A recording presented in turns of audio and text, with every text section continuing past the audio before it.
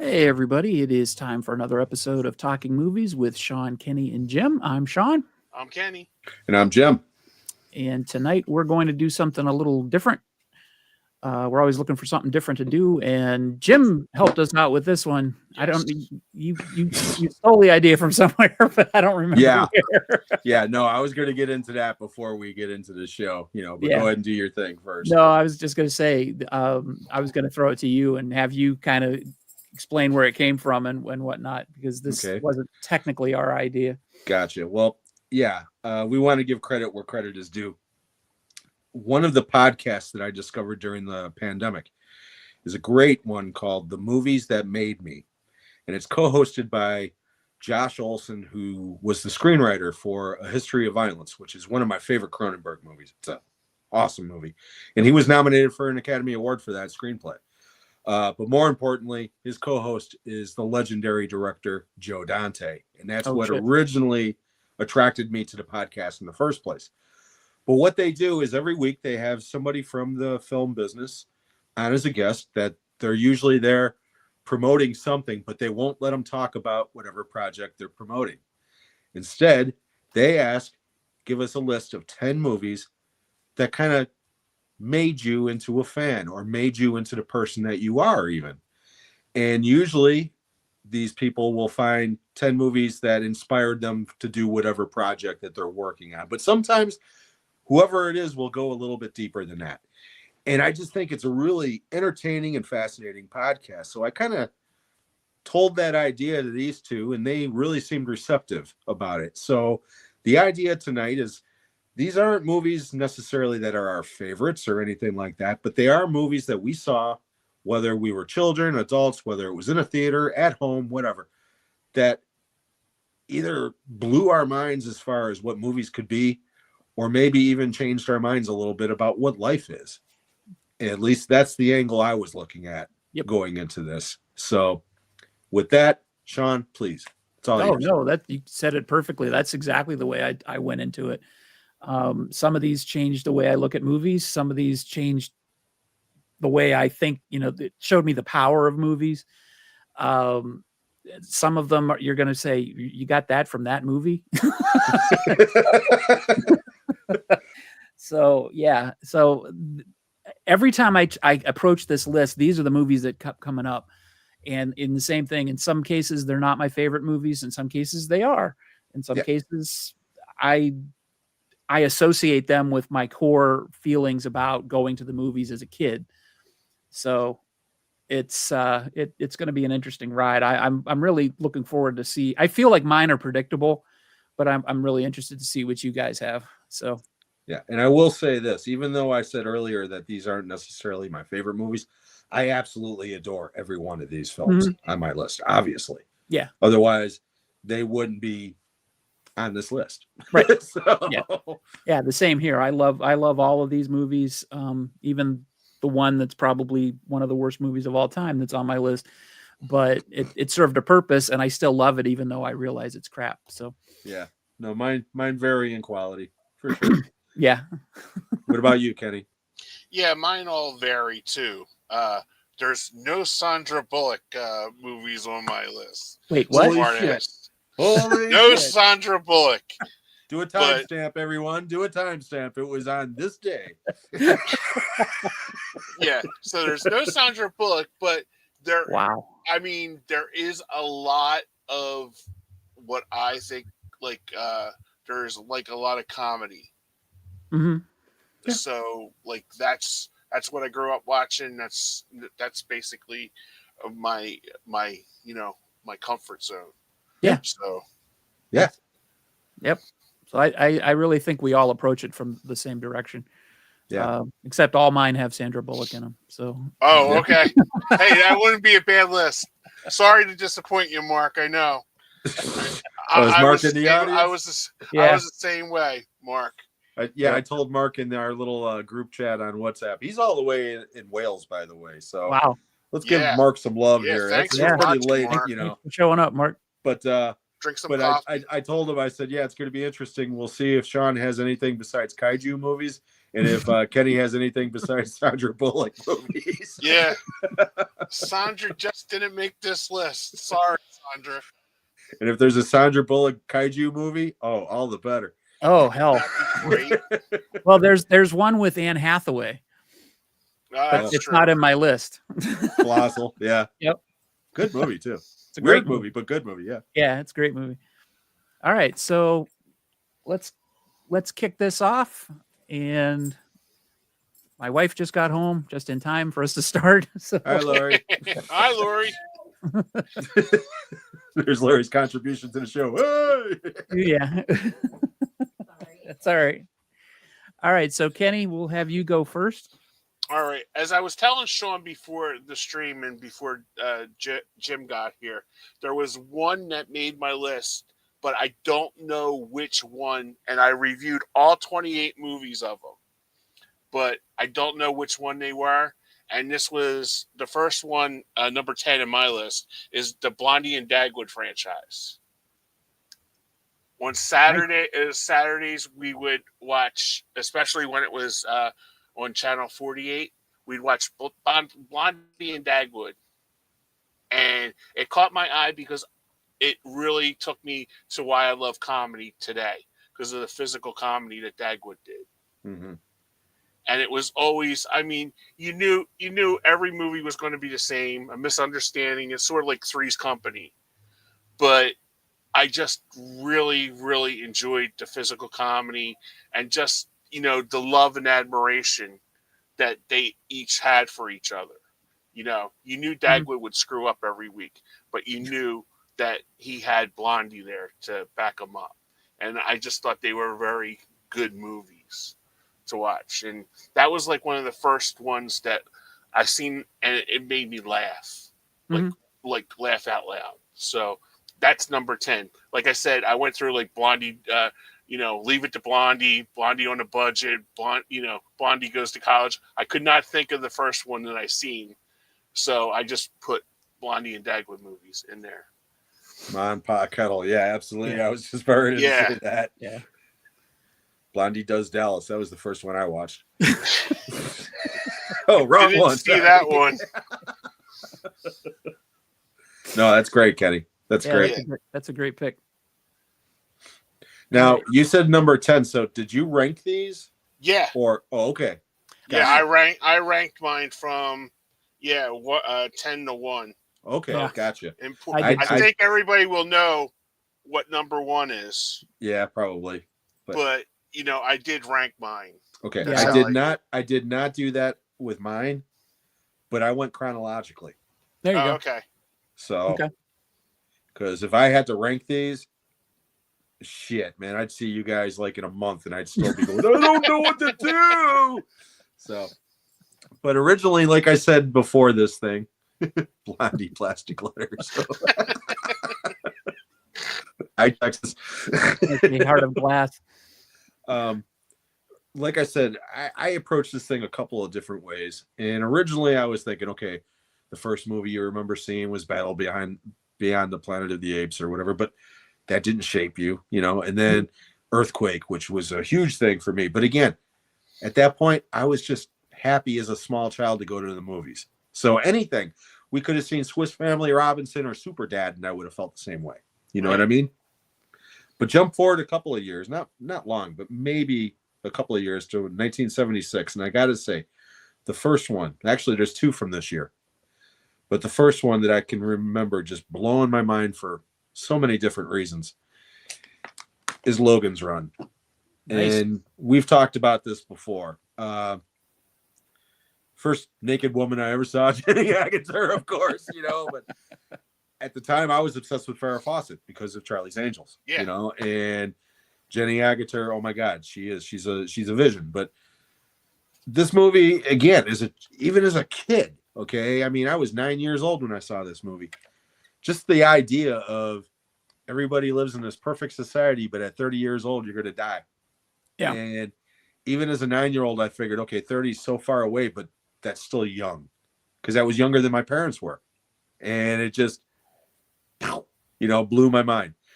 What also blows my mind is that movie's never been remade. And I'm glad, because they remake everything. And that movie's actually ripe for a remake. Okay, if they did it correctly, it might be okay. But the nostalgic part of me is like, fuck that. Watch the original, because I feel in this day and age, especially, not enough people have seen it. So that's the first one that really changed me. Logan's Run. Cool. Great pick. Thank you. Mark says Swiss Family Robinson was the first movie I saw in the theater when I was about 4 years old. That's cool. Yeah, I think, Jim, our lists are going to be from around the same time period, because that's, the formative years of when we started watching movies and really getting into it, because we're pretty much the same age, a little bit, very close.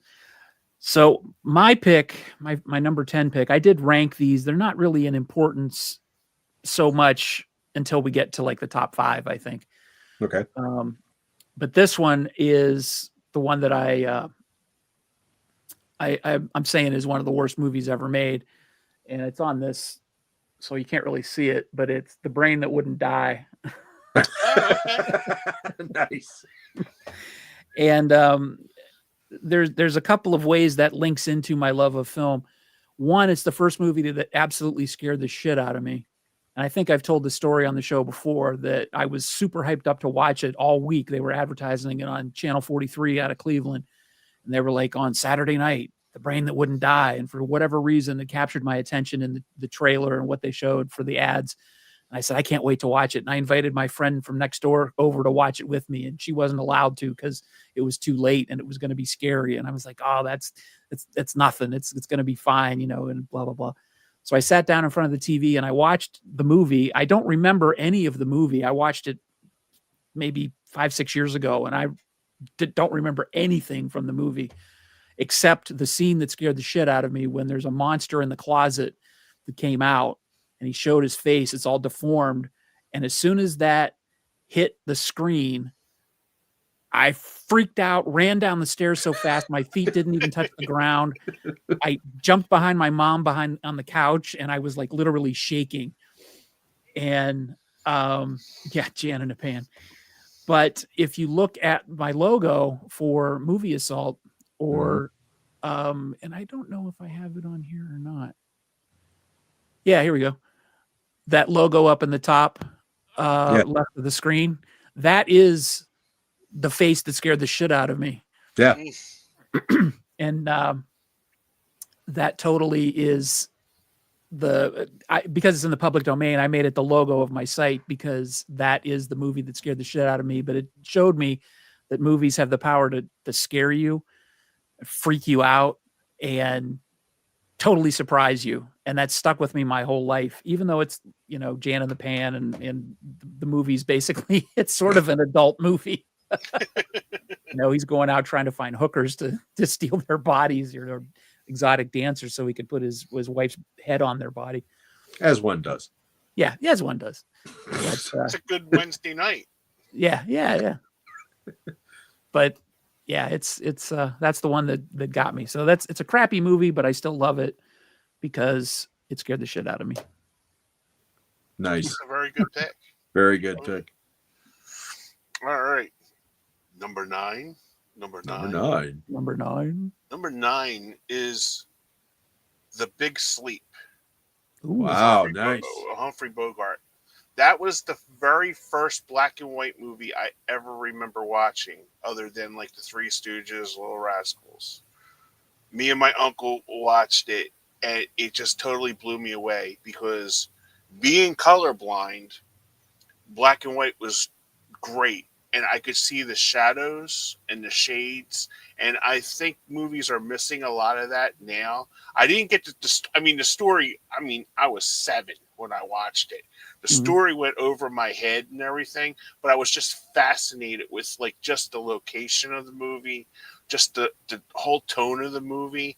And it made me want to watch more, Bogart movies whenever they came on. So that was like the very first black and white movie that I watched was The Big Sleep with my uncle. You're colorblind? I am totally colorblind. Yeah. Wow, I did not know that.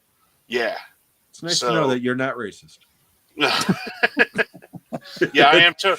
My aunt before she passed away, she bought me colorblind glasses. Mhm. So I can see colors like through that, but I am totally colorblind. When I was when I was 5 and like in kindergarten and stuff, I would use a black crayon and crayon with everything. And my grandmom said, "Margie, this kid's the devil. He just uses black with everything." So my uncle Walt worked in a building that had an optometrist and an eye doctor in there.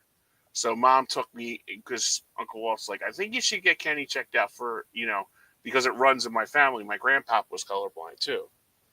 So I went there, and when you hear blind and you're 5, I'm dying. Oh my god, like that. And my It's mom's not like, a "Mom, tumor. yeah." My mom's like, "Love, it just means you can't see colors. Why can't I see colors?" Like that. So it was like all my life I've had people set out my clothes and stuff for me. And as you can see, I always I was wear going to say, black. you wear a lot of black. I did. I notice always that. wear. Plus, I'm 2 or 3 pounds overweight too. So the black is thinning, for my svelte figure. But I wear black all the time because that's the only color that I can see. Gotcha. Basically, The so more you know. Good for you, yeah, man. Like I said, I had no idea. Yeah, I am totally colorblind because one time my mom was in the hospital. And she used to, as soon as I get my like my dry cleaning, she would like match it up for me. And the next day I went to work and I was totally matched up. And my friend came up and goes, "Sweetie, did you dress yourself?" And I'm like, "Yeah." She goes, "Honey, you look nice, but you just don't match." And I'm like, "Okay." Whatever you I'm do. like, "I'm sorry." And she goes, "No." So she brought me home and she matched up my clothes for me. So it was, but it was just like, oh man, it's just a mess when you're colorblind because it's like you can't. It's like when you're watching the football games and stuff like that. Yeah. The ball just disappears. And like you have to like really. So I'm sitting there. I feel like Ray Charles, with these like glasses on when I'm watching the game because it's like I always thought like the Eagles had black helmets. They were like midnight green.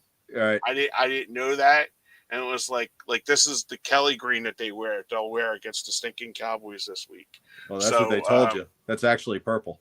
No, I know that my niece bought me this for Christmas. I know that's Kelly green.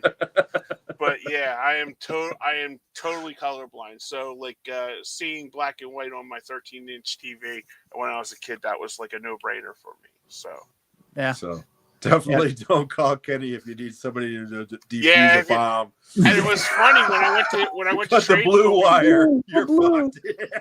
It was funny before I went to when I went to high school. I always see my uncle pittering around and like putting stuff together, and I'm like, I want to be an electrician. So I went there. Oh no! And the guy looked at my mom and goes, he can't come here. And mom's like, "Oh, what do you like that?" And he's totally colorblind. What the wires matching and stuff like that. Yeah, and it was exactly. And mom's like, "Pick something else." And then I see in the kitchen, I'm like, I'm home. Yeah, electricity, not your friend. Yeah, oh no. That's funny. Mark says you're so right. Kenny was shooting in black and white. Lee Marvin said when they shot Liberty Valance, John Ford emphasized shadows and light much more by filming in black and white. Yeah. Yeah, and if you watch, and that's why I'm like I love watching Orson Welles movies. I mean, Orson Welles almost made my my list, but I went with The Big Sleep because that was the first one. But just the shadows and just like it makes it look so much bigger. Than I can't describe it, but it just It's funny you mentioned black and white because when I was little, we had a big console TV, but it was black and white. Oh, no kidding. Yeah. And because we didn't have a lot of money when I was growing up. So we had a black and white TV until I was 7, I think. And they put the big black and white TV in my bedroom when we got a new TV, but I thought everything was black and white. So I don't have any prejudice against black and white movies because that's what I grew up watching. Everything was in black and white. Yeah, because it was like, and plus, like everybody our age will relate to this, but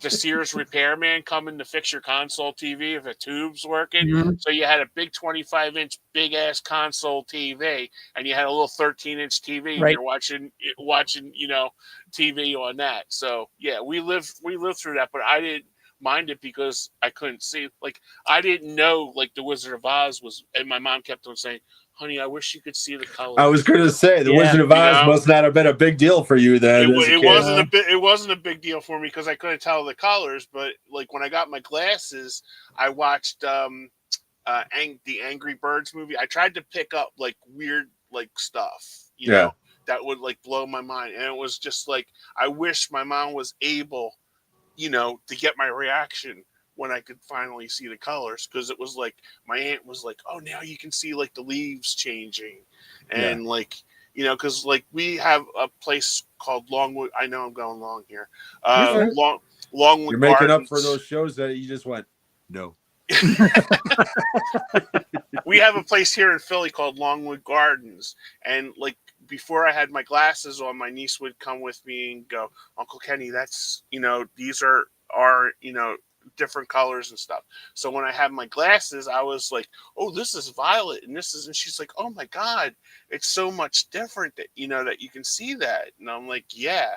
So, you know, before if a normal person puts it on without colorblind, it's just like shades, you know, like Bono shades. Mm-hmm. But with me, it's just like they're wrapped, you know, I can see everything with them. It's amazing. You're like Geordi in Star Trek. Yeah, I took them out there because I was watching something because even on my phone, I'm sitting there, you know, like that, you know, on my phone reading it. So, but I usually have them right beside me on my chair. So is that video still up, Kenny? Of you putting the glasses on for the first time? Yeah. You should throw a link for that in there. Yeah, throw a link up for that. Okay, I will. Or send me the link for that because I'd like to see that. Oh, okay, cool. Yeah, that's great, Kenny. That's great. Yeah. All right, Jim. All right. Next, still 1976, and this was a drive-in movie. And this one, you could sum it up just exactly the way that you did with your pick earlier, Sean. It's one of the first movies I ever saw that scared the shit out of me. And it's The Omen. Oh, cool. Damn. And I saw this in the back seat when my parents took me and my older brother. They thought I was sleeping, and I was like, fuck that. I'm staying awake and watching that. And when that little shit turns around at the end and smiles, and I'll never forget my father, "What the fuck?" And then my mom slaps him because he said the F-bomb. But yeah, I think this is the reason why I think this one had such an effect on me is that ending. Mm-hmm. Because I've noticed as the years have gone by, my favorite films, especially horror films, are all dark endings. Yeah, every goddamn one of them. The Thing is my favorite horror film of all time. Dark ending. Seven is my favorite slasher type serial killer film of all time. Dark ending. My favorite Stephen King horror property is The Mist. Extremely dark ending. I mean, and I think I can trace it. I trace it all the way back to The Omen. You know, so that's probably true. And since I mentioned The Omen, and since Ken just mentioned that comment, and I know our good friend Roy likes to listen to this when he's trying to sleep. Dominos Christos.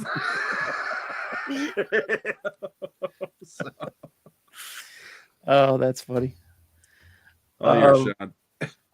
Well, mine comes in right around the same time. It's funny you mentioned The Omen because I remember when my parents came back from seeing The Omen and they were talking about it like it scared the shit out of them, but I wasn't allowed to see it. And I'm like, oh man, I really want to see this movie. And they're like, oh no, you'll never see that movie.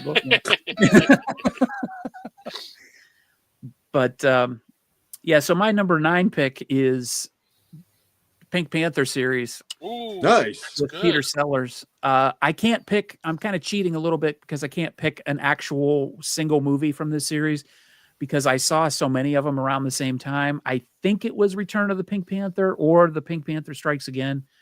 Would have been 75, 76 around that time. But that's what I went to the theater to see. But the whole series, I would watch them on TV. They were always on TV. Yeah.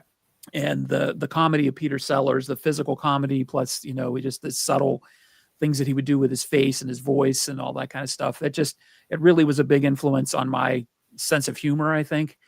And when I think of the very first time, like if anybody says or asks about movies that influenced you, I think about this series, because I know we came back from the theater seeing one of these, and I said, you know what I'm going to do? I'm going to write down every movie I ever watch ever, just to keep track of all the movies I've ever seen. Now, I was a little kid when I said that. There was no internet, but I wanted to keep a list of all the movies ever. Now Letterboxd is out and I can do that on my phone, you know? But that's what I wanted to do. I had a big piece of cardboard that I wanted to write all the movies that I would go see on. And that lasted for, I don't know, a month. And then I lost the piece of cardboard. but you know, that's when I knew that movies meant something to me, that I always wanted to track what I watched and remember what I watched. And so, yeah, the Pink Panther series, Blake Edwards, Herbert Lom. Yeah. Mr. Dan said Herbert Lom is great. Yeah, he's great in those movies, but big influence, Peter Sellers. You may see him again in this list. Awesome. Yeah, right. I was a big fan of those movies too. At least the ones that didn't have Ted Wass or the other guy, or Steve Roberto Martin. Benigni or whatever. Yeah. Only the Peter Sellers ones. I didn't care Peter for the Sellers Steve ones. Martin movies either. I won't even watch them. I never saw him, to be honest. Yeah. I refuse to watch them for the same reason, because Inspector Clouseau is Peter Sellers. Yeah. That's it. Or animated. Or animated, yeah. The animated ones were funny. I loved the Pink Panther cartoons as a kid. Yeah. That was like that whole show was just great. Yep. All right, right. My next one is now this, I like the team, but this one always stood out for me, and it's Jumping Jacks with Dean Martin and Jerry Lewis. I'm not familiar with that at all. Yeah, I don't know that one. Oh, really? You never seen that? No. Oh, okay. Yeah, that Mr. Dan will attest to that because he's from my area. They were always either on 17 or 48, because 29 was like your TV sitcom channel. Mm-hmm. But I love Jerry Lewis movies. They always made me laugh. And this is the one where they went into the army. I think I know that one. Yeah, and it's very popular because he's jumping out of a plane. They get stuck on a tree, and you hear Jerry Lewis, going, making the Jerry Lewis, But that always stuck with me because I like physical comedy. Mm-hmm. Going back to Dagwood and Blondie, and I never seen a better physical comedy actor than Jerry Lewis. He always made me laugh. So those movies like really shaped me, watching the Jerry Lewis and Dean Martin movies. Nice. But check out Jumping Jacks. Yeah, I wrote it down. I think I watched it. I just didn't know what the name of it was. But I used to watch a lot of Jerry Lewis when I was younger. I thought you were going to say Jumping Jack Flash. Oh no! Seriously, I'm a black woman in a tin box. Even Mr. Dan doesn't remember that one. Yeah, I wrote it down. Let me pull up the year for it.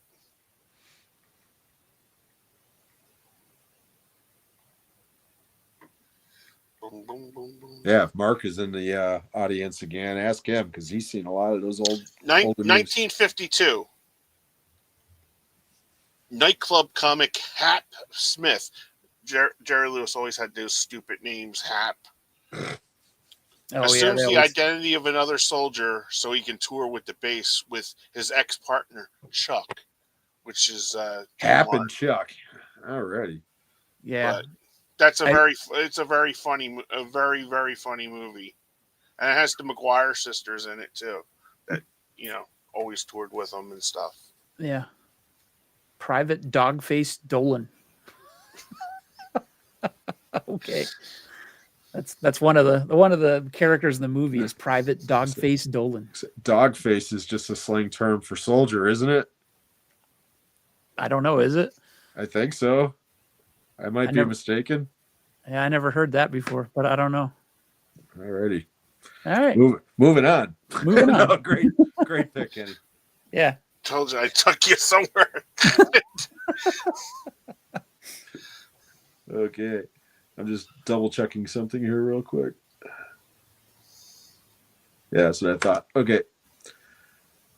So this next one, I've mentioned it way back when we did the comedy show.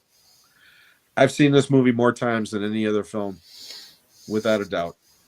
Saw it at the theater with my friend. His sister took us to see it, and we were supposed to go see California Suite, which was a Neil Simon movie with Richard Pryor and Bill Cosby and Maggie Smith and Michael Caine. Great cast in that movie. But the older sister had a different idea and wanted to go see this, Animal House. Oh, okay. And stupid Jim was bitching up and down because I wanted to see the other movie because it had Richard Pryor in it, not realizing that my idol at the time, John Belushi, was in this. So begrudgingly, we went and saw this, and within the first 5 minutes, I was so happy that she did take us, because to this day, it's one of my top 10 comedies of all time. And without a doubt, it shaped my sense of humor more than anything. The only thing that comes close is Mel Brooks.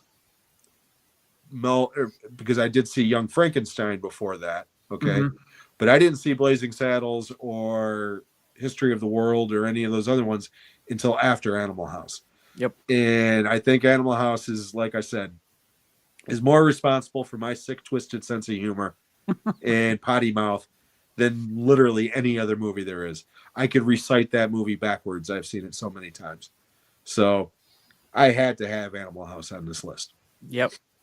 I figured it would be. I almost put it on mine, but it didn't quite make it. Yeah. Did we give up when the Germans bombed Pearl Harbor? Germans, forget it. He's rolling. Hell no. I love that scene. Yep. Yeah, Mark, Animal House, a great classic. Jim Belushi was the best. Yeah. I almost put the Blues Brothers on here instead, because I've talked about Animal House before. But again, Animal House is with this topic, it's got to be on it. It just has to be. Yeah. Yeah. Yeah, that's a great pick. Like I said, I almost picked it, but didn't quite make it. If we would have done a top 15, definitely would have been in there. Right. Yeah. All right. Get ready, everybody. Here's a big surprise. King Kong. Nice. Oh, I'm surprised that's not higher.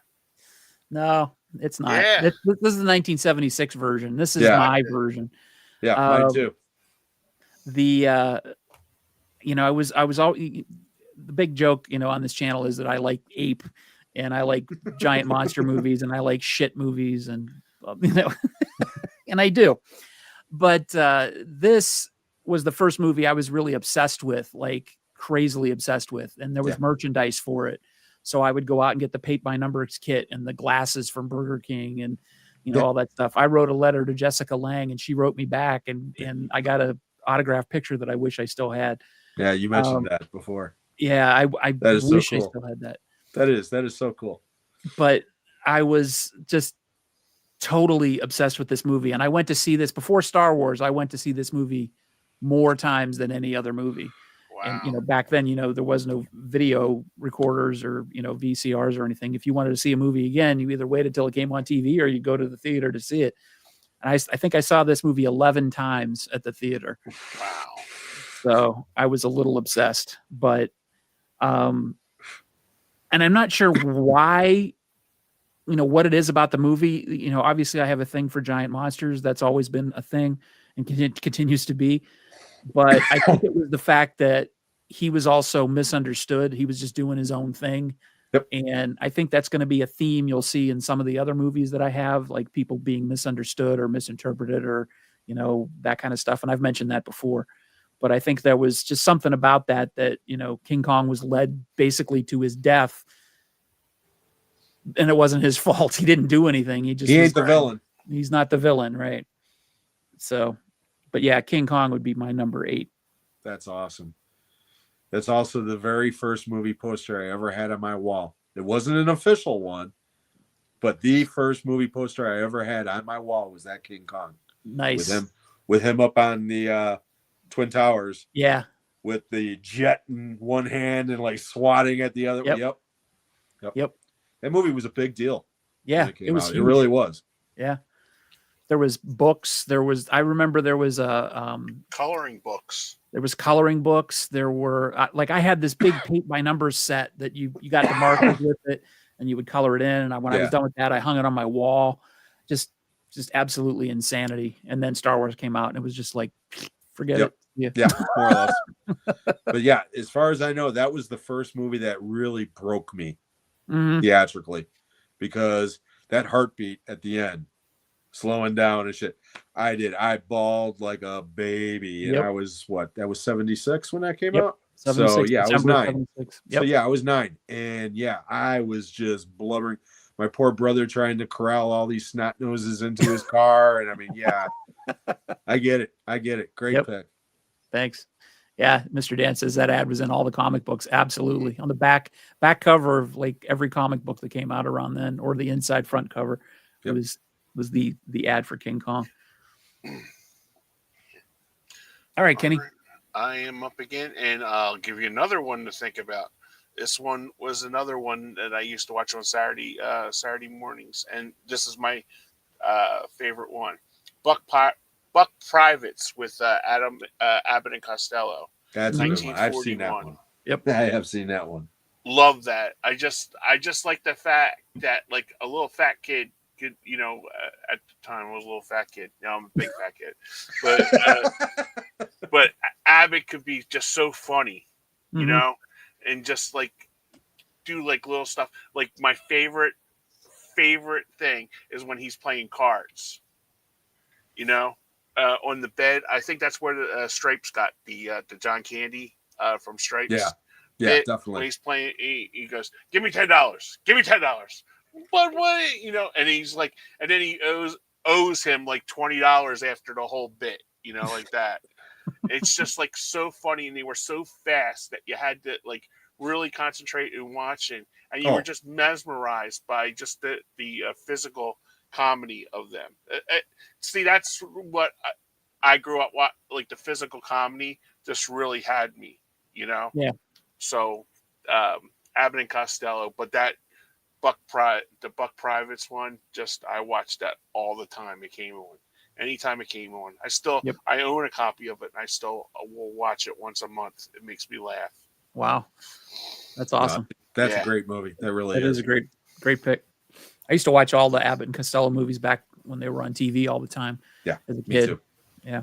Yeah, my second one's The Invisible Man. I still get a kick out of watching the spaghetti.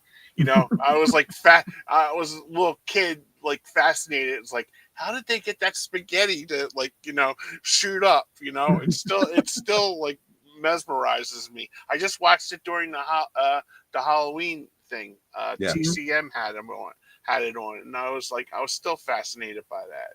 So. Yeah, Abbott and Costello Meet Frankenstein's still my all-time favorite. I adore that movie. And what's funny is I see young people now still reacting to Abbott and Costello do the "Who's on First" routine, and it's still they laugh even if they don't know anything about baseball, just because of how quick it is and how good it is, and they're just amazed. It's like, man, look at these old guys; they're funny as hell. I mean, yeah, it is. It's great to see. Yeah. Hey, Mike. Mike said Buck Privates was their first movie together. I did not know that, Mike. I did not either. Wow. Mike dropping knowledge. Mike's always dropping knowledge. Dropping it. And surgeries. And surgery. Yeah. Hopefully you're getting better, Mike. Yeah. Okay, I'm up. Yep, you're up. Okay, we're jumping to the 80s now. Woohoo! 1981 to be exact. And my brother, Greg, rest in peace, sent me my first Fangoria magazine when I was a kid. And on the cover was Scanners. Nice. With this guy's head blowing up and glorious mid-explosion. And I didn't know what the hell what that image was, but it made me fascinated on what this movie could be. So when it came out, I dragged my sister. I begged her, please take me to see this. And she actually did. She was cool. We went and saw that. And to say that movie blew my mind, pardon the expression, but it did. It did. But what got me, and the reason why it's on this list, is because I think that was the first movie that really made me love practical effects, specifically in horror films. Mm-hmm. Because I saw this right before American Werewolf in London came out, which would cement the deal. Yep. And then The Thing and The Fly just took it to a different level, for me personally. Mm-hmm. But I can make a direct correlation to Scanners between that head exploding and the final scene between the two, Michael Ironside and the guy who couldn't act his way out of a paper bag. The fight between them with the bladder effects and everything, 50 years later, they still hold up. Yep. And I love Scanners. It was my first Cronenberg film. And like I said, the reason why it's on this is because those practical effects. That head explosion still hasn't been topped. Nope. And all it was them underneath a desk with a shotgun. Seriously. I know. Putting it underneath a fake head and blowing it up. I mean, and I didn't know how they pulled that off until I got this Blu-ray. Yep. And saw it and was like, holy shit, no wonder it looks so good, But yeah, had to have Scanners on here for that reason. So there you go. Great pick. That's a great pick. I remember seeing that on Prism. That was like a local HBO here in Philly. And I remember coming in the next day and everybody being traumatized by, did you see that fucking guy's head explode? Like, that's all we were talking about. It's like, I couldn't tell you what happened the rest of the movie except for that. He's like, and then we were just like, oh, well, that was like Gallagher with the watermelon, And we were trying to, like, you got like 13-year-old idiots all around in the locker room going, how the hell did that guy's head explode? And then it was like, right at the time when we watched it, it was like Faces of Death came out. Yeah. Mm-hmm. And they're like, man, maybe it's real, like Faces of Death, dude. And it's like, you're trying... maybe it's real, like Faces of Death. Yeah, maybe it's real, man. Did you see that fucking monkey getting hit in the head, eating the brains and shit? That's Scanners, man. I'm like, when you're 13, I wouldn't have made you're the front stupid, page. Canadian snuff films. Who knew?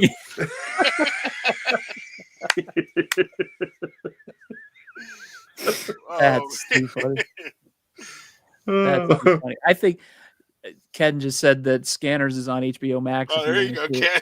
Yeah. Yeah, I remember seeing that, and I think it was the simultaneous shock of the head exploding and the fact that you'd never seen anything like it. No. And just that was the last thing you expected to happen to anybody in a movie.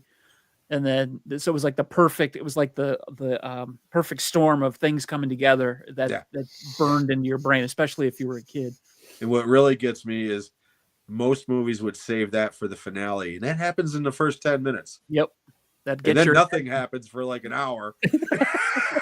And then the ending's great.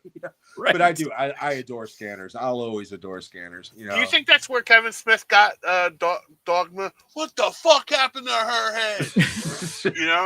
I always wondered that, Well, thanks, Mark. Yeah, we're entertaining Mark. That's our first prerogative here. It's international jokesters. That's us. That's right. All right, it's my turn. Yep. Yes, sir. Guess what? It's a Bigfoot movie. Woo! Uh-oh. Legend of Boggy Creek. Oh, okay. Yeah. This movie, I saw it when I was 5 years old, and although The Brain That Wouldn't Die scared the shit out of me, this haunted me to the point where I couldn't look out the window, even as an adult. You told me this. Are you serious? Yeah. I couldn't look out the window at night. Yeah.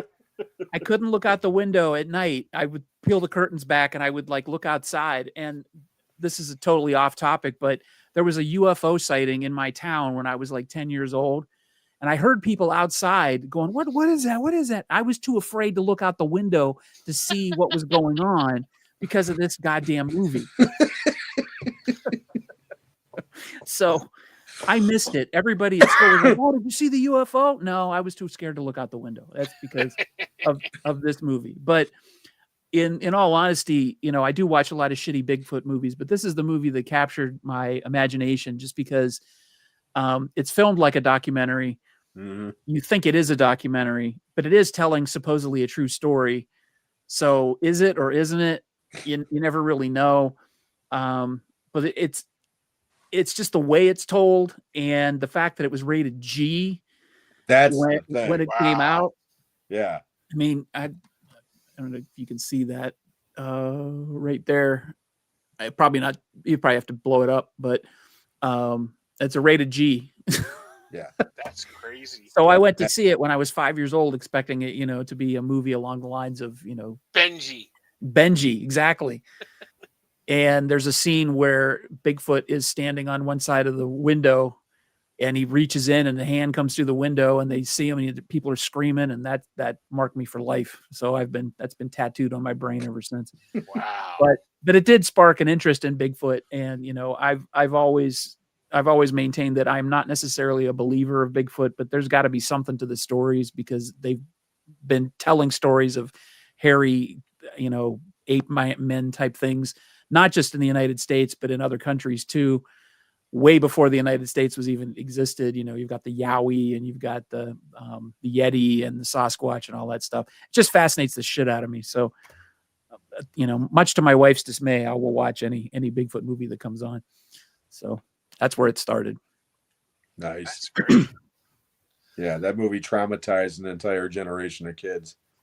I was one of them too. So, yep. I get it. You know what I'm talking about. Yep, I get it. Great pick. Oh, thanks. That is a great pick. All right, my next one is from 1956, the year that Jim was born. No, try again. Forbidden Planet. Nice. Love that movie. I watched it every time it was on. It just fascinated me that we could actually go to space, and just the robot. Of course, everybody Roby the Robot, but I just loved that movie. And I didn't realize that Drebin was Leslie Nielsen until much later. Yep. Oh, yeah. Yep. But I just really loved that show, and that was probably about the time when I started when Buck Rogers started coming on TV. Mm-hmm. That I seen Forbidden Planet, and that was a really big movie for me to watch. So I hate to say this, but I don't think I've ever seen that movie from beginning to end. Oh, really? Yeah. Oh, okay. You'd love it. Yeah. It is. It's a classic. I've seen bits and pieces of it, and I know a lot about it. I know Robbie the Robot and all that stuff, but yeah. I don't think I've sat and watched it from beginning to end, or if I did, I don't remember it because it was so little when it happened. But I know it's a classic, and I know I need to re-up my viewing of that. Yeah. Yeah. You would definitely like it, Sean. Yeah. You'd like it more than Howard the Duck, that's for sure. I love that review, by the way. Thank you. And Howard the Duck is not on my list. It's not on my list either. But it did have a snappy song, Howard the Duck. Oh my God, that song has been in my head ever since I watched the movie. Yeah. I remember coming out of the theater and us singing it, and my mom looked at us and go, "What the hell did we just watch?" I was going to ask you, what's worse? Okay, see if this one will jog a memory. The song from Howard the Duck, okay, which we all obviously know, or the one from Spies Like Us. Oh, I had that 45. Hey, what do you say? Spies Like Us.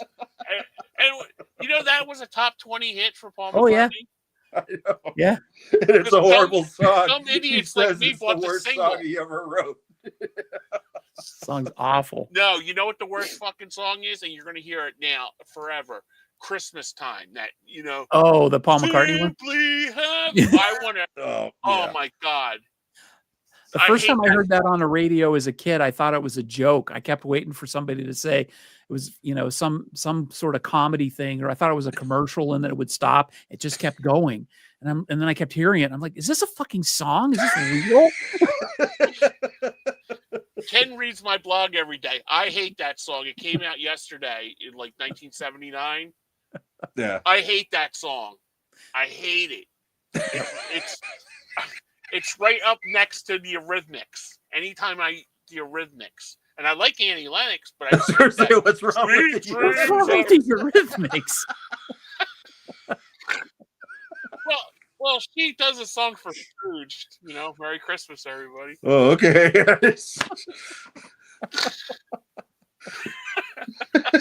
Wow. Sorry. It just got in my head, and I just had to shake it. I'm learning so much about Kenny tonight. He's colorblind and he hates the fucking Eurythmics. I hate the Eurythmics. I'm a missionary man. Remember that stupid video? It's Oh my God, you killed both of us. Shit. This is why people watch. This is why people thanks, watch. Guys. Oh God. Hate that song. How do I follow that shit up? I mean, seriously. Try. Jeez. Would I lie to you? Why would you walk on broken glass? Why?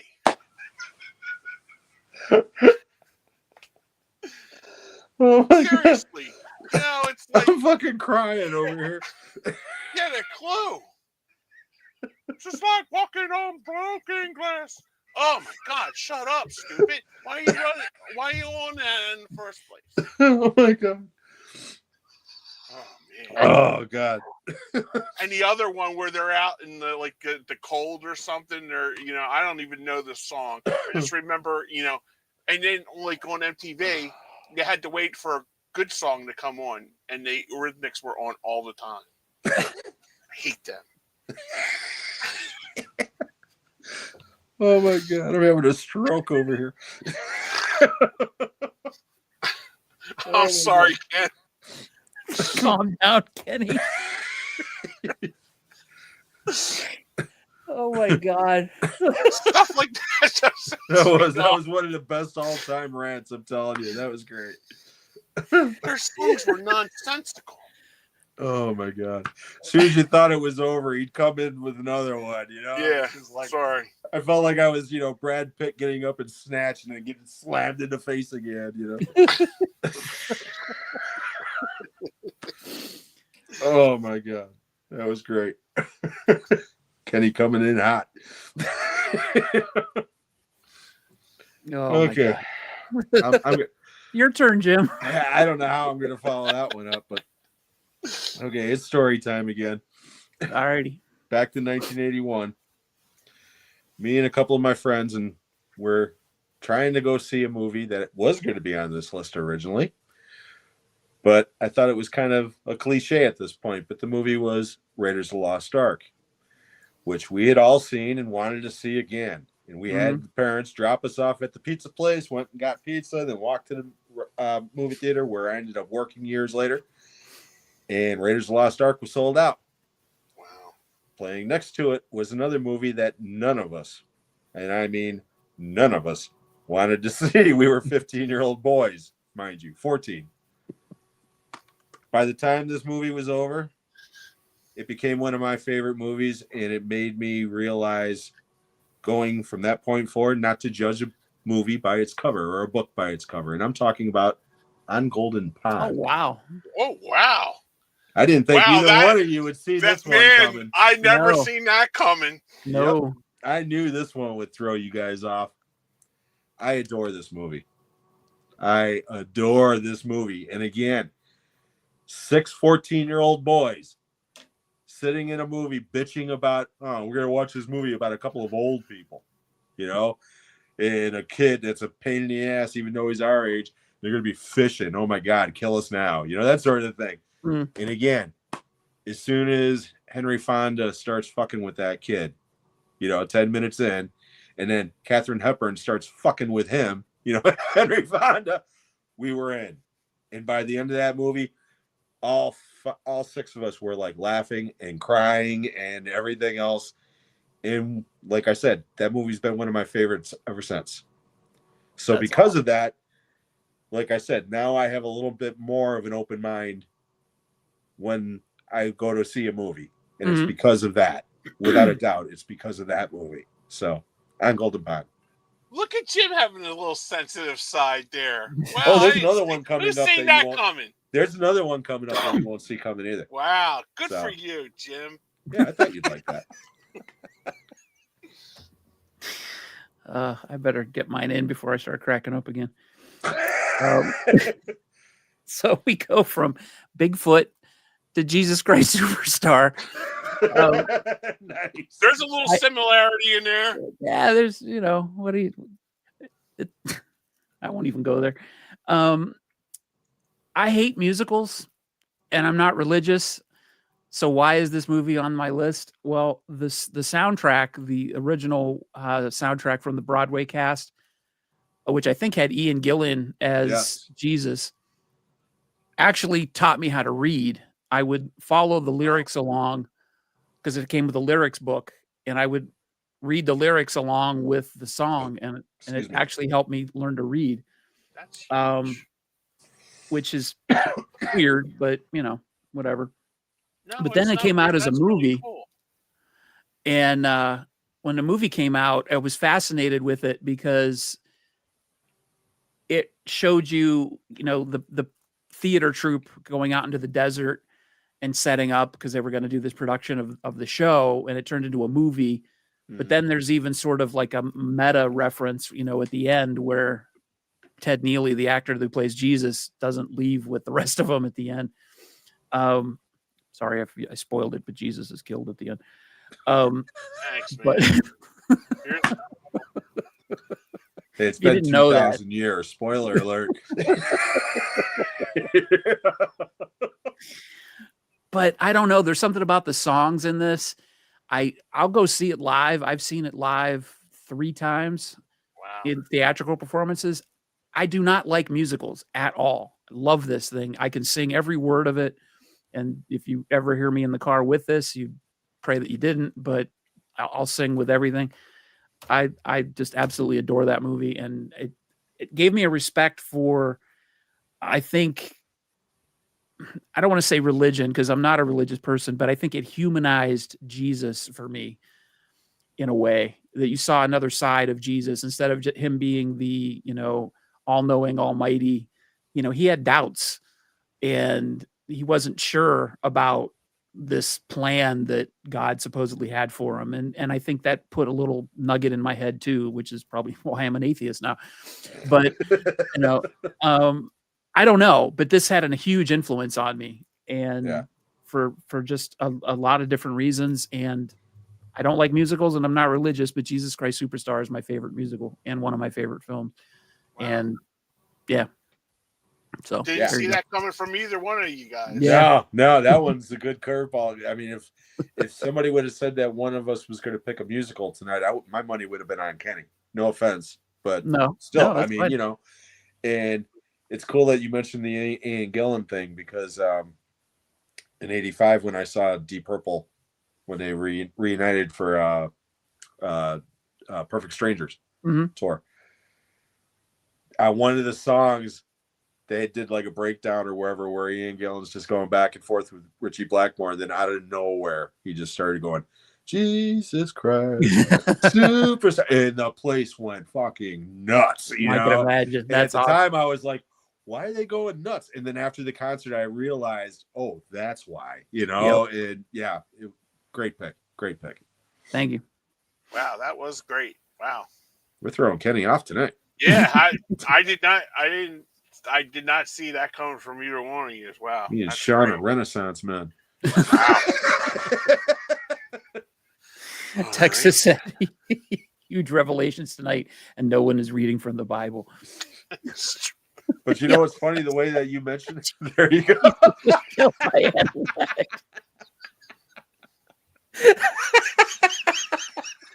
That's great.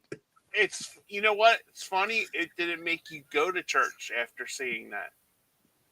No, wanting to know more. No, I'm not preaching anything. My parents and my grandparents, well, I should say my grandparents were really religious, but we were one of those families that only went to church for like Christmas and Easter. And it's only because our grandparents said we had to, or my grandparents said we had to. But I was brought up with a lot of like Bible stories and and teachings with Jesus and stuff like that, kids books, stuff like that. It was a big part of my life at that point, but I just made my own decision that I didn't believe, but that came a lot later. But yeah, Mark said, Jesus Christ Superstar is a rock opera and Tim Rice is a great songwriter. I really do need to give him credit. Yeah. Cause the songs are fantastic. So sorry. Yeah, the way that you felt about that movie, as far as, the whole story of Jesus, it's the way I felt when I saw The Last Temptation of Christ, the Scorsese movie, years later. Yeah. Because that's the way I felt. I was like, for once they're showing the Messiah as a man and God, as opposed to just he's divine. I mean, you go back to any of those religious epics from the 40s, 50s, 60s. Every time there's Jesus on the screen, there's like a aura around him, Right. and you hear the right, and all that other shit. So Yep. And that's another movie. I watched that later. I think that would have had a bigger influence on me had I not seen Jesus Christ Superstar. Right. Yeah, but that's a great movie too. You're welcome, Mark. Mark's singing our praises tonight, so we're glad you stopped by, man. All yeah, right, like I said, he's 6 hours ahead of us. So oh man, thank you so much, Mark. You're a great guy. You really are. 2:00 in the morning, then is that right? Wow, somewhere around there. Yeah. Oof. Either 1 or 2. Yeah. He's retired now, as he told me. He's like, he could do whatever. He's a man of leisure, good. But it's he can do whatever he wants. That's awesome. Yeah. Bless you. Thank you. Yeah. There is a replay. You don't have to stay up. Yeah, really. Because that's what this Roy does replay. Roy listens to the podcast the next day when he's going to sleep. I defy him to sleep through that Eurythmics rant. Dominos Christos. Yeah, they're pretty big over in Europe too, probably, right? See, now if we can get the Eurythmics singing the Dominos Christos thing, it'd be perfect. I'm going to have Kenny doing Missionary Man in my head. I don't want to. That was pretty funny. All right, my number 5 movie is a movie from 1968, and I thought it told a good story about friendship, and it's The Odd Couple. Great movie. It just goes on to tell you he got kicked out of, goes in, just turns his life around for the better, but there's always something, driving each other crazy. Like, you can love that person so much, but that person will drive you crazy no matter what. And I think it's a big attest to friendship between two guys, So that's mine. No, I could see that, especially with the type of person that you are, Kenny. I could see that being a big influence on you. That makes a lot of sense. Yeah. Yeah. Great pick. And I know how much you love the two of them. Yeah. Yeah. Matthew and Lemon. That just solidified, that. And it was funny when you watched it on TV, you're watching it this way, and you don't see the whole before Felix moves in. You don't see Oscar's whole apartment, when they're playing cards. And then when you watch it on widescreen, it's like, oh my God, he's got the Christmas tree up. Oh my God, he's got St. Patty's Day stuff. Yeah. Hanging out. And you're getting I remember when I got I bought it on Laserdisc on widescreen. And I remember when we were watching it and my mom's going, oh my God, he's got a Christmas tree up. Is this new? And oh my God, Mom, he's got St. Patty's Day stuff. He's got a leprechaun hat on the fireplace, and we were we watched it twice that night because we were picking out the different stuff, from that movie, and I just adore that movie because it's no matter how bad friendship can be, you always have somebody to lean on. Yep. So that was my. That was mine. And it's one of my favorite movies that they've ever done. It's a great pick. Great pick. Okay. Well, I said earlier I was going to have, Raiders of the Lost Ark on there because, again, it's one of the greatest action movies of all time. But then I decided no, there was a movie that came out the next year that might have topped it and might not have ever been beaten. And it also made me a huge fan of international films, in this case, Australia. And I'm talking about The Road Warrior. Oh, yeah. Saw this at the drive-in with my parents. My dad originally, as soon as they started talking, was like, goddamn foreign movie, let's go. And I was like, no, just wait. And within 5 minutes, once, the opening narration's over and that first action scene hit, oh yeah, we were in. Yep. And as soon as that opening shit started, I realized, wow, this is a sequel to Mad Max. And I didn't know that because Mad Max was on HBO at the time. Yeah. And it wasn't a hit. And Mel Gibson's voice was dubbed in a horrible American accent. So when he started talking, I was like, holy shit, that guy can really do good Australian accent. And wow, he's much better in this movie too. It seems somehow more natural performance. Yeah. But like I said, I don't think this movie to this day has been beaten as far as just wall-to-wall action.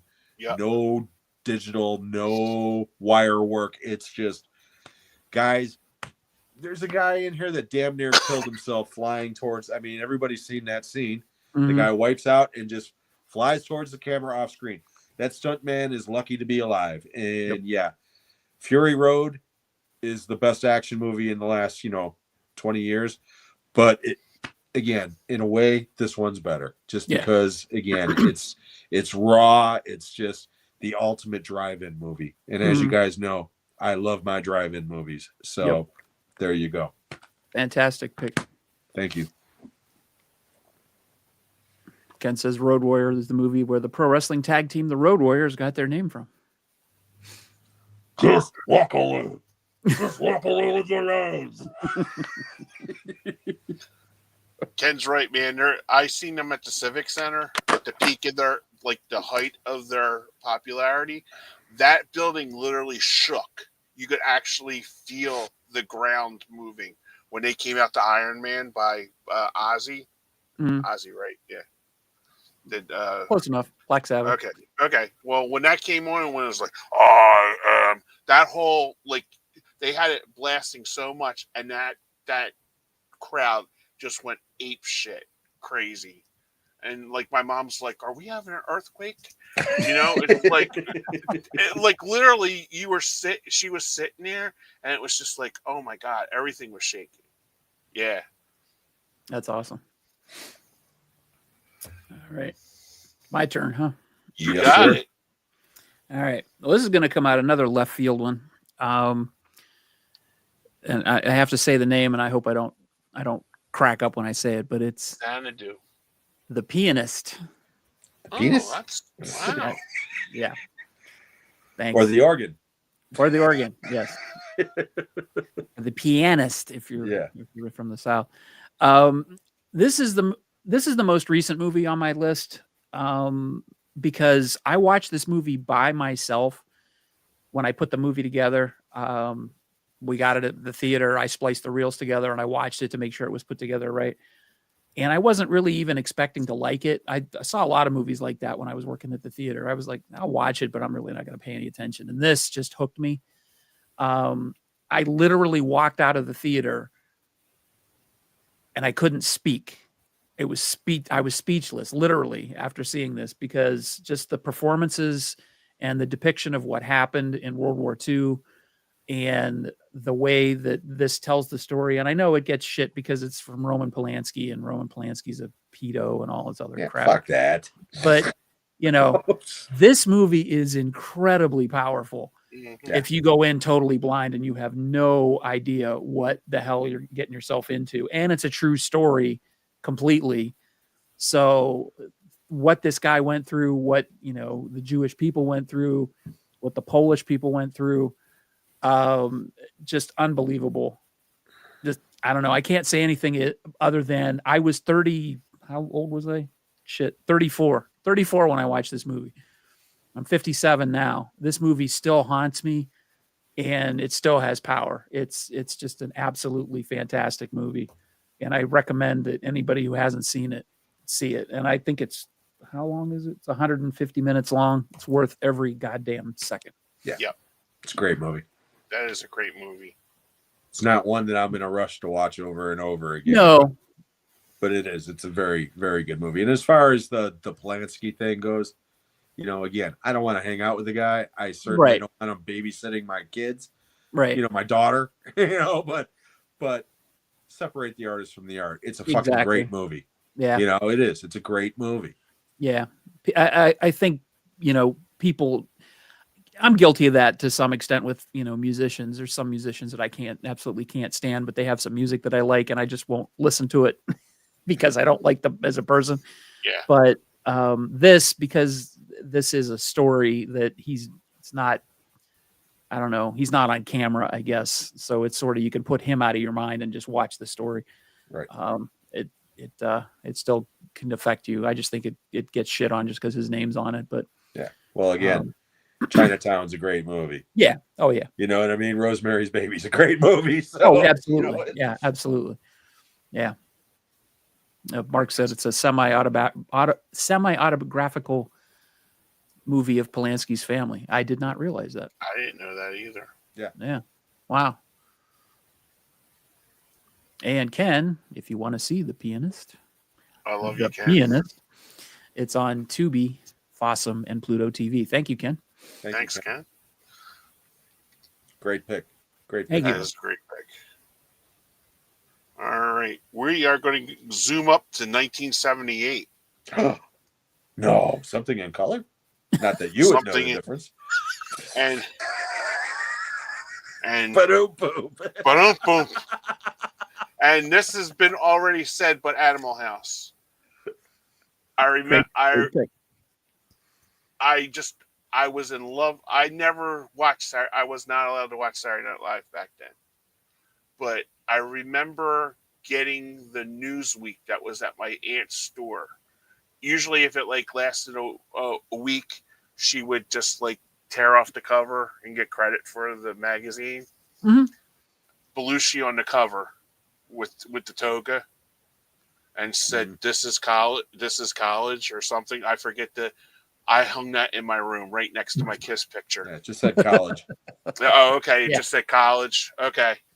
But I was just totally blown away. And it was like I had to see everything that this guy was in.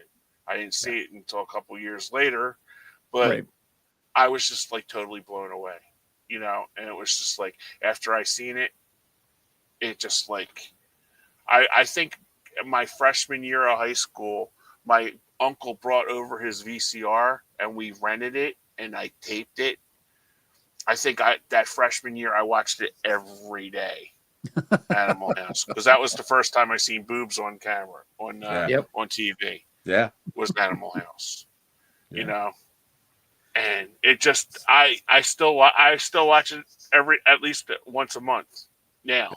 It's a great movie. It's a great movie. It's never, me and my brother will just go, "Can I have 10,000 marbles?" You know, like that. we'll just like put up like little stuff like that, and like his wife will just like look at us like, like we were at my niece's wedding, we were quoting stuff from Animal House, and they were just like, "Oh, just leave them alone, just go," So that's my number 4. Yeah. Well, the way that you love physical comedy, that totally makes sense because Belushi does some great physical gags in that movie. The way they were when they were sneaking just into the buffet the dean's line, office. the cafeteria line where he's putting shit in his pocket and putting it on the tray and shoving it in his mouth and doing this and doing that. Who didn't try the Jello routine with the eyebrow up? You know, that boy is a pig. See if you can guess what I am now. And I didn't get that at the time. I didn't understand that. I got it. That was the only joke I got at the time.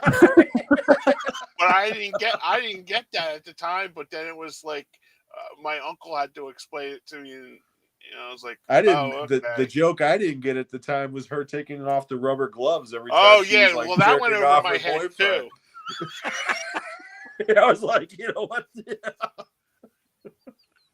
But the other one that always stays close to me is when Belushi's going by with his train. He goes, makes the horse sound, the Niedermeyer. And it kills me. Great pick. I feel bad. I'm the only one that didn't pick it. I'm also the only one that didn't pick the first time I saw boobs on camera. So okay. List, so. Yeah, no, it's just such a great movie. And again, I purposely tried to avoid movies that I thought you guys might have on your list. I had to include that. But yeah, Animal House, like I said, it's so integral to me as a person, even, that it's like it had to be on my list. So. Yep. But here comes curveball number 2 for you, Kenny. Oh, I'm ready for this. This one won't be as shocking as On Golden Pond. I knew that one was gonna fuck with both of you guys. But we're gonna jump to 1984. Now I'm working at the theater at this time, okay? But this wasn't at my theater. But in 1984, this was right before I turned 17, so I was like 16. Outside of movies, of course, in general, the only things that I was obsessed with at this point were girls and Stephen King and Rush, especially Rush, okay? Although I did like, all the hair metal shit that we all listened to when we were kids, except for Kenny, Mr. Air Supply. But anyway, I was also in the school band playing the drums, right? And they had a school field trip for the band saying that we're going to go see this movie, and I did not want to go. I wanted nothing to do with it, even though I was getting out of school for a couple of hours. But I went kicking and screaming, and within 10 minutes, this became one of my all-time favorite movies, and I'm talking about Amadeus. Oh, wow. And again, like on Golden Pond, this movie showed me to give movies a chance. Mm-hmm. And in this case, music. Because I was in the band, so I had a certain appreciation for classical music and orchestral music, but I certainly did not want to listen to any goddamn opera. And anybody who's seen Amadeus knows that half the music in it is classical and the other half is opera. Mm-hmm. Okay? And this is the director's cut, which is even more opera. And you know what? I love every fucking minute of this movie. Can I ask you guys a personal question? What? What's the first opera you ever heard? Whatever this is. False. Elmer Fudd. Oh, yeah. Yeah. The Bob of Seville. Yeah, exactly. Figaro. Kill the wabbit. Yeah. But no. Alfalfa on the Little Rascal singing Barber of Seville. This movie, just like I said, it opened my eyes to so much that I never, ever would have experienced if it wasn't for this movie. And what's his face? F. Murray Abraham as Salieri is one of the greatest performances of all time. Thomas Hulse is also incredible in this, who was in Animal House. Okay. Yep. But F. Murray Abraham is, like I said, he is so fucking incredible as Salieri in this movie. So, yeah, I had to put this on the list. So, Amadeus. Awesome. That's a great pick. Thank you. Didn't see that coming either. Yeah, see, there's more to me than you think. You got to get Ollie to watch this episode. I don't think there's going to be any curveballs from this point on, but mine are pretty. Well, there might be one, but yeah, for the most part, my stuff's pretty standard at this point. Yeah, I think mine are pretty. Maybe my number one might catch it, but maybe not. But my number 4 is Rocky. Nice. When I was a kid, I wanted to be Rocky more than anything, because I mentioned earlier, there's a whole theme of being misunderstood or counted out, or not being taken seriously, or any of that kind of stuff. And this was a movie about a guy who nobody gave a shot, and then he got his shot, and he deserved it, and almost made it. And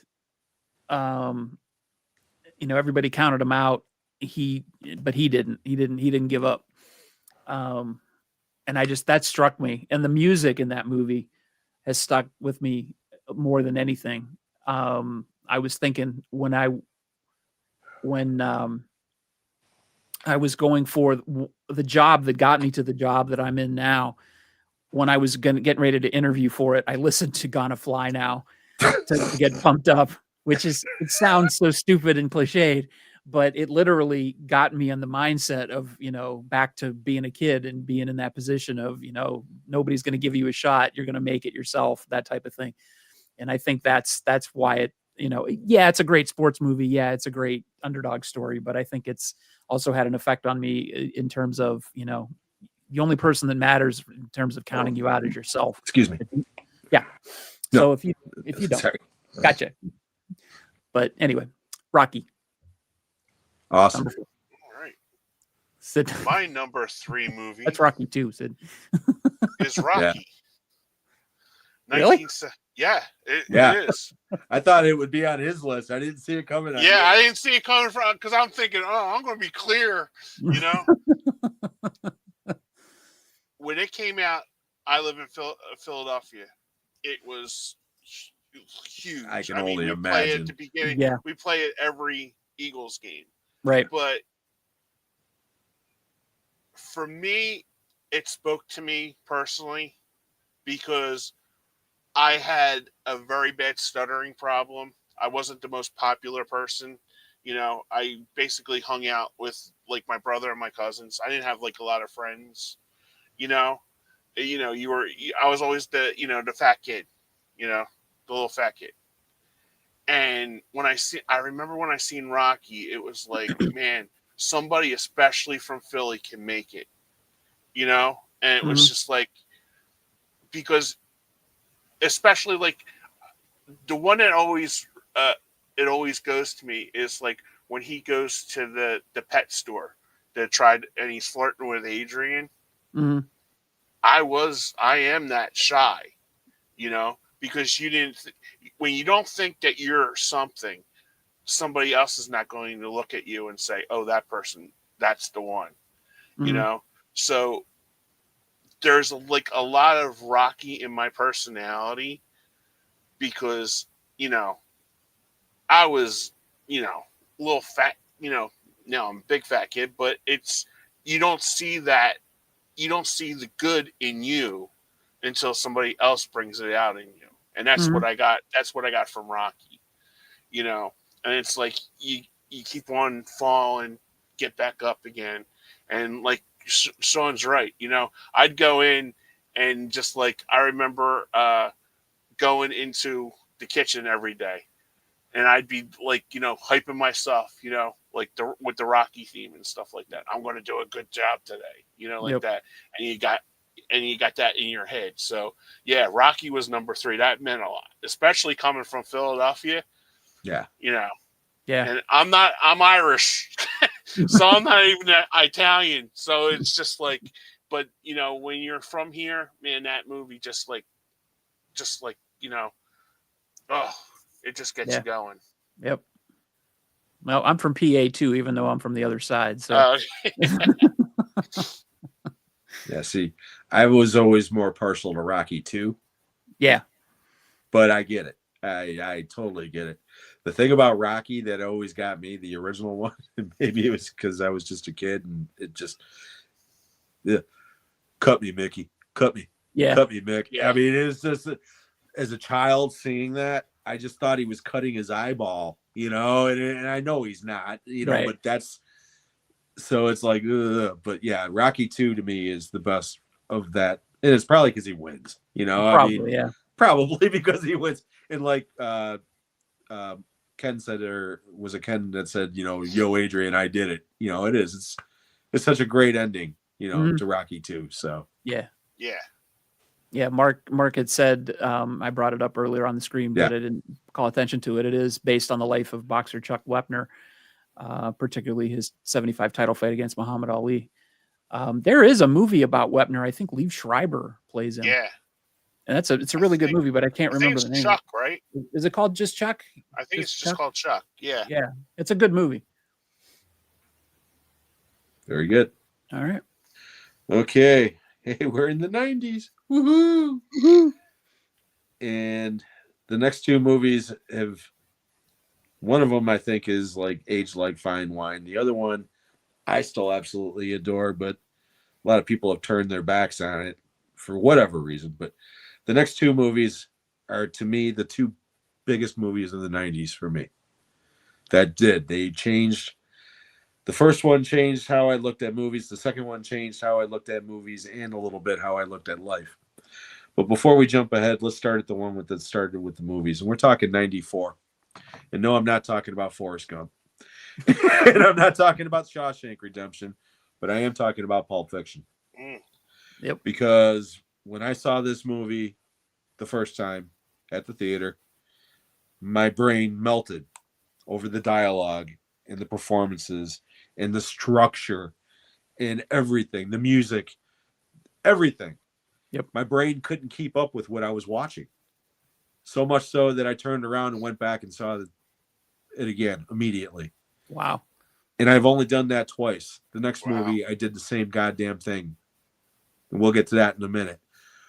But often duplicated, never better. Pulp Fiction, like I said, it's Tarantino's best movie. And for the next 5 to 10 years, so many people tried to duplicate that movie, whether it was the dialogue or the structure or the way it was shot or the music drops. And it still continues in a way to this day. Mm-hmm. I mean, in a way, you could even say Tarantino's been chasing that dragon himself because, again, I love Tarantino. Some people would say that certain movies have gotten better, but to me, it's never gotten better than this. Nope. So Pulp Fiction had to be on this list. That's a great pick. Thank you. That is a great pick. Yeah. I remember seeing that in the theater and just like watching it being blown away. And with the watch, the Christopher Walken speech, there was a couple right behind us. We were like in the like right in the middle, and there was a couple right beside us, and she goes to her husband, "Did he have that watch up his ass?" Like loud. And all you heard were people just like laughing from our row. Oh yeah. You know? Because it was just like so funny. And I'll never forget seeing that at the theater, you know, that you brought that up. Yeah. He's going through that monologue and you could hear a pin drop in that theater where everybody's just riveted. And as soon as that needle dropped where it was shoved up my ass, I had this uncomfortable piece of metal up my ass for 3 years. Everybody it exploded in that theater, you know? And I mean, it was just, oh my God. It's just, yeah. I'll never forget that experience because we were just like, there was like probably about like 30 people like in our like section, and we just like lost it. We were like laughing so hard. Yeah. That's fun. And bring out the gimp. Yep. That whole sequence is the other thing.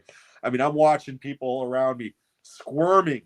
Yep. In their seats, just going, "Oh my God, what's going to happen? Oh my God, holy shit," you know? And I mean, yeah, it's just Pulp Fiction. Like I said, it's Tarantino's best. It just is. It's just so fucking good. First movie I was at where an old couple walked out in disgust. Oh, yeah. Wow. Yep. I think I've told the story before. That I took a girl to see Pulp Fiction and she broke up with me because she hated it so bad. Yeah. You like that kind of Why did you take me to that filthy fucking movie? That's disgusting. Those people were all drug dealers and scumbags.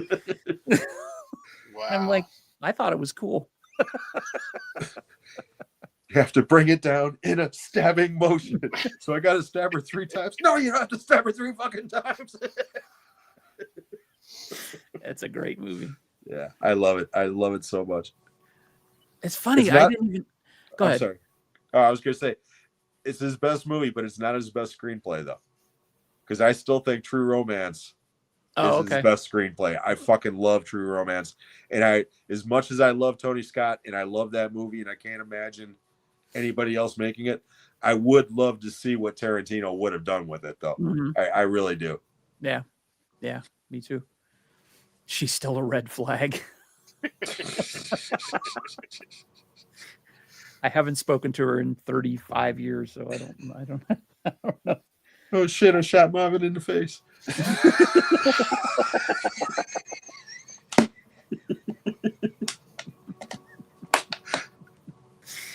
All right. We're entering my top three. Yep, sir. These, like I said, they won't be any surprise. But I think these are probably the three most key films to make me who I am. And I'll start off with this one, which probably you'd think would be at number one, but it's Star Wars. Wow. Okay. This is the despecialized edition, which is the one I recognize as the one true and only Star Wars. But what can I say about Star Wars? It hasn't been said a million times. Up to this point, science fiction was, cardboard, cheap sets, miniatures, bad green screen effects. So if you like science fiction, it was almost like guaranteed you were going to get a B movie. So nobody would take science fiction movies seriously. This came out and it was like seeing something that had never been done before and just made my jaw hit the floor. And one of my favorite movie memories of all time was seeing this movie, and I'm almost 100% sure I saw it in 70 millimeter the first time I saw it. Wow. Was in this giant old theater called the Columbia in downtown Sharon, Pennsylvania. And when they went into the Death Star and that you see that trench shot, yeah, I just remember my whole body just going with that. Yeah. And I don't know. There was something about that moment. It's again burned in my brain. And Sydney said, I hate to say this, but Star Wars is very overrated. It is if you weren't from 1977. Absolutely. If you grew up in 1977 and you saw this for the first time on a big screen and you'd never seen anything like it or anything that was influenced after it, there's no comparison. And there's correct. None. Yeah. So that is correct. I've lost faith in the Star Wars franchise now. I don't like Star Wars franchise. I could care less about any new Star Wars stuff coming out. These three films, though, fantastic. But the first one always will be the best one because it literally changed the way I think about movies, the way movies can be made, what they can do for your imagination, bring your imagination to life. So it was more than just a movie. It was just like it unlocked this door to science fiction. And, you mentioned about practical effects. I got massively interested in how movies were made, how they did the models, how they did the suits, how they did everything. Yeah.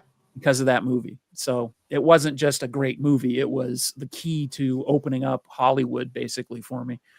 Yep. So I 100% agree with every single word you just said. Yep. Thank you. And the main reason why I didn't bring it up is because I knew one of you guys would. Yeah. Because we're all around the same age. And like you said, if you were a kid at that age, when that movie came out, there was nothing like it. Yep. I mean, absolutely nothing like it. You were talking about how you were doing this. Yeah. The scene where the Death Star blew up before it had that goddamn ring around it. Yeah, the halo. But when it just blew up, people literally stood up and cheered. Yeah. Yep. I was one of those people. Yep. And I don't do that shit, and I didn't do it back then, but I certainly did it during Star Wars. I never seen a movie spoiler that's coming up. But I never seen people literally get out of their seats and just like roaring, clapping. Yep. Like standing clapping. And I didn't, I was 8. I didn't know what the hell was going on. Yeah. But yeah. Absolutely. Everything you said is 1,000% correct. Yep. Absolutely. You'll get no argument from this guy.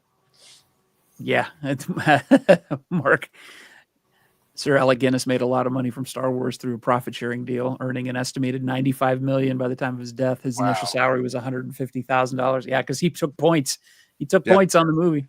Yeah, and he thought it was rubbish. He didn't want to do it. He thought it was shit. And he took points and. Oh, you want me to come back for a sequel? Sure. That's okay. I don't need the money now. He didn't make as much money off of it as Spielberg. No, because I told you guys about that Spielberg and George Lucas were like great friends, and George Lucas was convinced that Star Wars was going to be a flop, and Spielberg was convinced that Close Encounters was going to be a flop. So the two of them exchanged the points deal for it. And both of them made quite a bit of money because both of them were huge hits. But Spielberg says that Star Wars is still the gift that keeps giving because he still gets residuals off that shit. That's awesome. Yep. Amazing. Wow. All right. Great pick. Well, that Great cannot pick, be top, but Thank I'll you. try. Mine is my number two is from 1991, and it's City Slickers. Nice. The reason why we're men of a certain age now, and you watch this movie totally different from the way you watched it in 91 when you were in your 20s. Oh, yeah. The one that always sticks with me, and I still get that, when Billy Crystal talks to his wife, and he goes, "Did you ever have that one regret? Just one where you peaked when you were 19?" And I sat back at that time, and I'm like, I did peak at 19. Yep. I was, an assistant chef at a restaurant, and I figured nothing was going to get better than this, But then life happens, and you're stocking shelves at a Caldor, and that always stuck with me, that part. And he just wanted to go away with his friends for one last, grand tour, and that has always stuck with me to even today, and it's like that one thing, because he knew he would regret if he didn't go on that trip with his friend, with his two friends. And I don't, it's, hello, but that like little thing, like when he's like at his kids, career day, and he realizes his job is absolutely fucking meaningless, Jake Gyllenhaal. Oh, really? I didn't know that. Oh, really? Yeah. Yeah, I didn't know that. Oh, Yeah. okay. Yeah, so it was like he goes to his kid, and I always remember the big fat guy, never, the superhero strength, like lifting the truck off of a woman or something like that, and he just goes, I just sell, air, because he worked in, he sold commercials for radio, right, and it does, like Jack Palance took over that, but that one little sentence where he goes in there, if I don't do this, like when he says to his wife, if I don't do this now, I'm going to live to regret it. Yeah. And that's what always stuck with me. It's a great pick. It is a great pick. Yeah. And I don't think about that movie for that reason, but I totally get where you're coming from. Yeah. There's one scene in that movie that Billy Crystal is talking about going to the baseball game with his dad. Yeah. That, and I've said this on the show, I think too, that I don't like baseball like in person, or I'm sorry, on TV, but I love going to baseball games.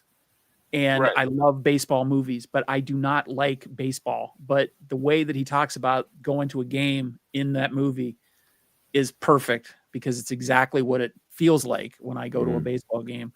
And the fact that he got to do it with his dad, I never got to go to a baseball game with my dad ever. We went to the movies all the time, but never a baseball game. So there's something about that scene. I don't know what it is, but it kind of makes me miss my dad. I was going to bring that one up too, Sean. But the point, like, I didn't have a good relationship with my dad, because he was like always in and out. Yeah. But like the times that we could always talk about the Phillies. Yep. I could always bring up and go, and I think that's why I got into sports so much, me and my brother, because we wanted something to talk about with Daddy. Yeah. And it was like, oh man, Luzinski, and you like look up the Inquirer and the Daily News to get their batting averages and stuff. That's how I learned math from, like, my mom didn't know nothing about sports. Yeah. But she had to get me, going in math and stuff like that. And she was like, okay, can't, I've told you this stuff before with like fractions and stuff. She goes, if Mike Schmidt hits four balls and he had 6 times, what percentage is that? Mm-hmm. So she would pull out a pizza, and pull and cut the pizza up like that. And she goes, would you rather have 4 or would you rather have 2? And it's like, well, yeah, stupid. You'd rather have 4 slices of pizza. And she goes, well, that's fractions. And so I learned fractions from doing that. And it was the same way I learned how to do math from, box scores, and stuff. That's cool. So, yeah, that was another point because, I think that it all goes back to the relationship with your father. They put so much on sports. Yeah. Yep. Yeah, that was the one common denominator I had with my dad growing up. You could always talk, about bring up the White Sox or the Packers, and I'm good. Anything else, and it would be like walking on eggshells. But you bring up sports, and you could talk to them about that shit. So yeah, I get it. Funny. Yeah. That's funny. My dad and I never talked about sports. We talked about movies. Well, see, my parents. My mom was more of the movie person than my dad was, although my dad did enjoy movies. Yeah. But it had to be a certain kind of movie. Whereas my mom, she was more or less like, hey, I'll watch just about anything, so. It had to be, the TV had to be on for my mom. Yeah. But she was more of a sitcom person. Yeah. Mm-hmm. No, my dad was the type of guy that would watch Wide World of Sports on the weekends or the friggin' bowling. Yeah. You remember with Chris Schenkel. Yeah, exactly. It's like, Dad, the only thing more boring than watching you bowl is watching you watch other people bowl. Well, it's funny because my dad worked at a bowling alley. He like cleaned the, know. Hey, I love the bowl. I used to hate watching my dad bowl though. Big difference between watching it and doing it. Right. Oh, great pick. Yeah, great pick. Kenny. Great pick. Okay, well, we're still in the 90s. And again, to me, this is the second greatest movie of the 90s. And probably the most influential movie of the 90s. Although it's gotten some backlash against it, like I said. But like Pulp Fiction, I went into this movie relatively blind, was immediately blown away, and walked immediately out, bought a ticket, walked right back in. And I'm talking about The Matrix. Oh, wow. Because, again, I know a lot of people shit on this movie now, okay? They do, for whatever reason. Whereas at the time, everybody loved this movie, okay? But it's been ripped off to death, okay? Including, I think what really did it for people was the sequels. Yeah. If they never would have made any other sequels, this movie would be considered right up there with 2001 and some of those other all-time classic science fiction movies. But, as it is, this movie's incredible, okay? And not only the visuals and the costumes and the stunt work and the different visual effects, the ideas in that movie is what got me. And that's why I went back and watched it again immediately, because the thing that stuck in my head so much wasn't so much that we were living in an artificial reality, okay, which that alone I thought was a really cool concept. But the idea that while we were in this virtual reality, our real bodies were being used as batteries for machines, from the body heat that we generate and shit. And I just thought that was the coolest fucking concept I had ever heard. Not to mention the whole, anytime somebody mentions a UFO or seeing a ghost or whatever, it's just a glitch in the Matrix. And again, just the idea of that, I just thought was incredible. And again, I think it's the sequels that killed that movie, as far as the legacy of it. But it's not fair, because people still consider Jaws an all-time great movie, and they don't get pissed off about the sequels from that. Right. You know what I mean? Right. So it should be held on its own regard. And in its own regard, The Matrix is an incredible film. So that's why it's on my list. I agree. Great pick. Yeah. Yeah, I would totally agree with that. I never even thought about it when putting this list together, because it wasn't super influential for me.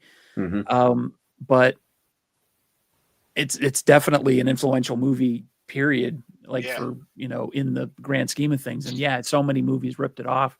And it just incredible movie. But I totally agree with you. I went to see the second movie, hated it, never bothered to see the third, never bothered to see or wonder why they even made another one. The fourth And one's an abomination. yeah, that's what I heard. But I've let it affect my opinion of the first one just because I think it made it feel like the story wasn't finished. Yeah. And I think that's how it affected it. Whereas Jaws was sort of self-contained. It's beginning and an end. But to me, you can watch the first one sure. and be done with it. You know, Right. I mean, it's Right. just I just think it's the I get it. Like there's more to it, but you don't care. But right. I totally agree with you. It should be admired on its own. So yeah. Great pick. Thank you. All right. Number two. Which is going to be another one that probably isn't going to surprise anybody, but it may surprise you why I picked it.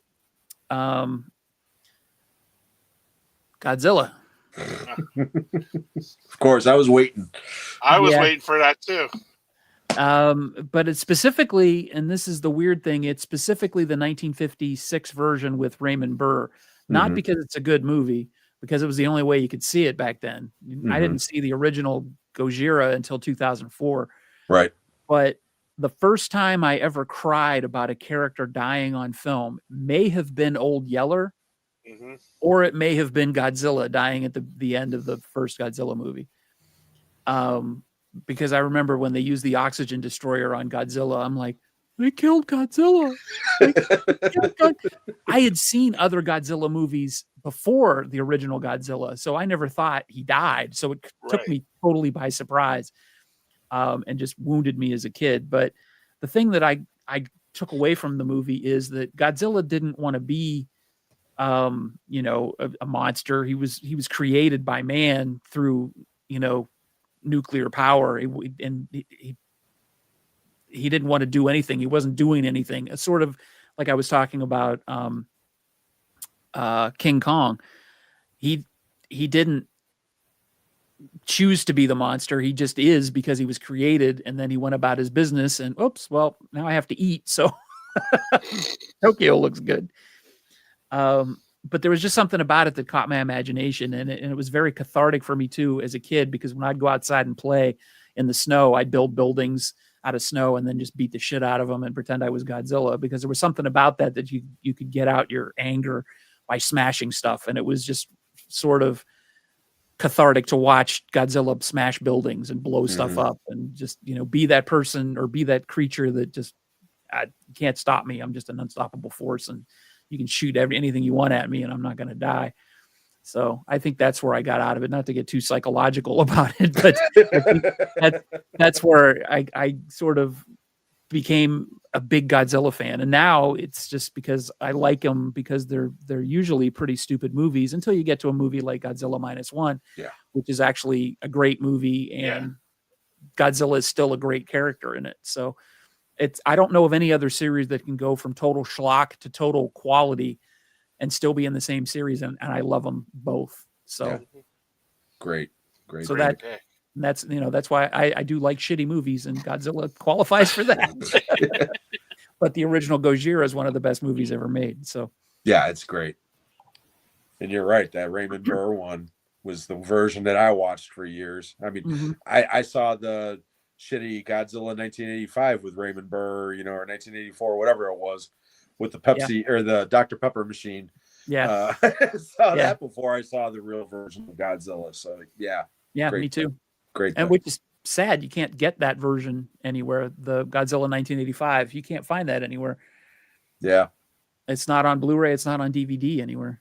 And I'd love to see that again, just to see how crappy it is. But you can get I remember it being pretty crappy. Yeah, it's pretty crappy. It was on VHS, but I don't think I don't have a VHS player anymore, so I can't watch it. So yeah, I remember the VHS because it was a New World. Yep. Roger Corman. All right. My number one has already been spoken, and it's the 1977 classic Star Wars. Awesome. When you grew up having a 13-inch TV, and the first thing I ever remember is sitting there watching it on the big screen, and the just absorbing the screen, and my mouth just dropped. Yep. I was like, "What is this?" And the whole thing with Darth Vader coming through, you know, it just like I I wish I could go back and watch myself watch that movie right now. Because I think that would be because I was 8 years old when I seen that, and that just totally blew me away. Everything in that, like I'd never seen before, just because of the scope of the screen and just like everything. And like Sean said, when I seen it with my mom for the first time, everybody got up and was clapping. When the Death Star blew up, everybody was like clapping and stuff. And I just remember just being like, like my mom said, you never shut up with this for 2 hours. I had peace because your mouth was open the whole time, and it was just like it's just it's my favorite movie. That and Uncle Buck. Uncle Buck was not on the list, by the way, guys. But but Star Wars, just that, like, you never seen anything like that before. No. And to have the ship come on the screen is your first thing you're seeing, and when you're a little kid, man, that just is like, holy shit. What Ken said there, that's what got me. Before that ship, that musical cue, right before, just Star Wars emblem hits you right in the face, going up. Just that, right. That made me literally shit my pants. I mean, and then you see that giant ship, but it's just it's still. I'm 56 now, and I watch it today, and I feel like I'm the 8-year-old kid. Sitting watching it for the first time. And even when I went to see, Lucas, killing the franchise in '97, everybody still got up and was clapping in the theater. So I was happy with the special editions, seeing them at the theater, just because I was seeing those movies at the theater again. Right. And I was actually happy about the new footage at the time, not realizing that was the only version you were going to get from that point on. Right. So that's my main problem. Yeah. Because I'm sorry, I will never call that fucking movie A New Hope. No, it's still Star Wars. Period. Right. Not Episode 4. It's Star Wars. Like I refuse to call Raiders of the Lost Ark Indiana Jones and the Raiders of the Lost Ark. Right. Bullshit. Nope. Raiders of the Lost Ark. But I totally agree with Ken about the John Williams score. I didn't even mention that, but that's another thing. It's just, and that's funny, not to snipe on Sydney for bringing up that it's overrated, but I think that if you look back on it from now, you're thinking about all the things that, it really wasn't all that great, but we're not talking about story plot lines or anything. We're talking about moments and movie going moments, like the big ship and the special effects and how the movie made us feel. Darth Vader coming through the doorway with the sparks and all that kind of shit that you'd never seen anything like that before. Not only that, you never did. Not only that, but think about it. We didn't even talk about this aspect of Star Wars, okay? Because again, this was way before the internet, okay, and all that shit. But when we saw Star Wars, we had no idea that there was ever going to be any other Star Wars movie. Right. No. And then when Empire Strikes Back came out, everybody was like, yeah, they made a sequel to Star Wars. And the way that fucking movie ended was like, what? I gotta wait how long? You know what I mean? Exactly. And when Jedi came out, that was an event. Yep. Yeah. Because not so much that it was a Star Wars film, it was because I'm gonna find out what the fuck's happening from the end of Empire. Right. You know what I mean? Jim, you said it right there. The time when you're a kid, you have no fucking concept of time. Mm-mm. None Except at all. for how long everything takes. Right. So, I mean, 2 years felt like 20 years back then. Exactly. Right. 2 years feels like 20 minutes now. Right. Yeah. You know what I mean? But you know what? It's funny. As you get older, your taste changes. From what you've seen, like what I said, like when you were 20, it changed like to now.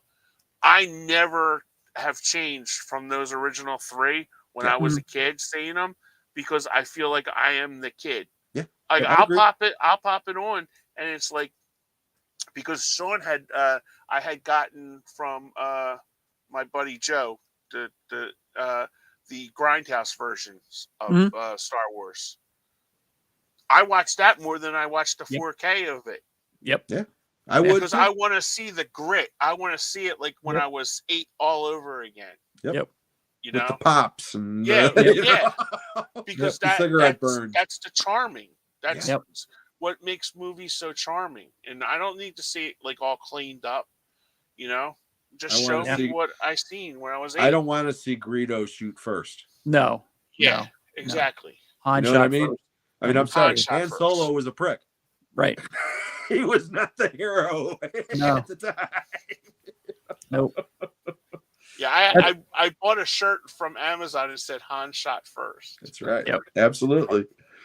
No, great pick, Kenny. Great pick. Thank you. And like I said, the only reason why it wasn't on my list is because I knew it'd be on one of your guys' list, and I'm 1,000% there with I you. was stunned Rocky was on your list, Sean, because I was like, oh my gosh. Okay. 70s. My last pick, and again, I did this chronologically, so this definitely isn't my number one on the list, although it's pretty damn high up on the list. But this movie was influential in a lot of ways. This came out in 2000, and it wasn't the first foreign film I ever watched, okay, but it was the one that opened the floodgates for me. And the reason why I watched this originally was because Quentin Tarantino, which I mentioned during Pulp Fiction, said that this was his favorite movie of all time. And that immediately was like, ooh, I got to see this movie. And I'm talking about Battle Royale. Yep. Like I said, when I saw this movie, it blew me away. Didn't matter if the dub on it didn't work and it was bad subtitles. It didn't make a lick of sense with some of these subtitle translations and shit, but I got the gist of it. Yep. And it didn't matter because that movie doesn't have a shitload of dialogue anyways. It's action driven. And we've already talked about my love for The Long Walk. Okay. And people always say, well, hey, this movie's like, you know, The Hunger Games. Well, no, The Hunger Games is like this movie. Okay. Without any teeth. And this movie's got plenty of teeth to spare. But like I said, the reason why this is on my list, it wasn't the first Japanese movie I had ever seen. Like you guys, I grew up watching those guys in the rubber suit movies, you know, and loved them in this and that. But I think that was the first one that I saw that was like a serious movie, and it made me want to watch more. And because of that, I saw Old Boy, and I saw Versus, and I saw Seven Samurai, believe it or not, and more recently, Train to Busan, which is one of my favorite films ever. And again, I could trace it back to Battle Royale. So that had to be on my list. So that's my last pick tonight. It's a great pick. Thank you. All right. My number one, again, I get into the misunderstandings and all that stuff, but the core of this movie being there. When you said Peter Sellers, I knew you were going to talk about being there. Great movie. This movie it's a movie I watched when I was 11 years old, and it probably shouldn't have appealed to me as an 11-year-old, but it did. And it still appeals to me now. Back when I was in the dating mode, you know, I'd always introduce this movie to whoever I was dating, and 9 chances out of 10, they'd fall asleep while watching this movie. And I'm like, I'm not offended by that because I understand this movie's subtle. It's very low key. You have to pay attention to it. It's not big explosions and whatever. It's about a gardener, a simple-minded gardener who's mistaken for something he isn't, and propelled to the highest echelons of the United States government, all because nobody understands what the hell he's talking about. The Donald Trump story. Yeah. Well, yeah. Unfortunately, yeah. I would say a face version. A face in the crowd, I think, is more the Donald Trump story. But this movie it appeals to me on so many different levels. The music, the acting, Peter Sellers. Peter Sellers is phenomenal. Shirley MacLaine is great in it. It's just a beautiful, beautiful movie, and I think it should have won or Peter Sellers should have won Best Actor. There is a blooper at the end of the movie that he thinks cost him the Oscar. Well, he doesn't think it anymore, but he thought cost him the Oscar because it showed him out of character. And it's right when the credits start. So most people saw it, and he thought that's why he didn't get the Oscar, because they had that blooper in the credits. Who did get the Oscar that year? Because that was 79, right? Yeah. Yeah, 1980 was the movie came out in 79, the 1980 Academy Awards. Let me look at. I'm looking it up Good right question. now.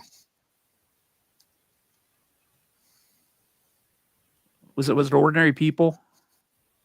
I bet you Dustin Hoffman for Dustin Hoffman. Kramer versus Kramer. Yep. Kramer versus Kramer. The more I think Kramer about versus it, Kramer. Yep. Man, listen to this. Listen to this crowd. You had Hoffman, Lemon for China Syndrome, Al Pacino and Justice for All, Roy Scheider for All That Jazz, and Peter Sellers for being there. It's a great bunch of bunch. That's 5. Yeah, that's 5 stellar performances. Wow. I can't really bitch about any of those. No, I can't either. Although if I had to pick my druthers, as much as I love Peter Sellers, I'd probably go with Jack Lemmon and the China Syndrome. I was just going to say that myself. Jack Lemmon and China Syndrome. That movie freaked me out as a kid. Yeah, absolutely. Especially here, because we had 3 Mile Island. I can only imagine. Yeah, absolutely. Yeah. That happened right after the China right after the damn movie came out. Yeah. Like a week after. I mean, it was real close. Yep. It didn't do well in Philadelphia. No, but it did really well everywhere else because of that shit. Yep.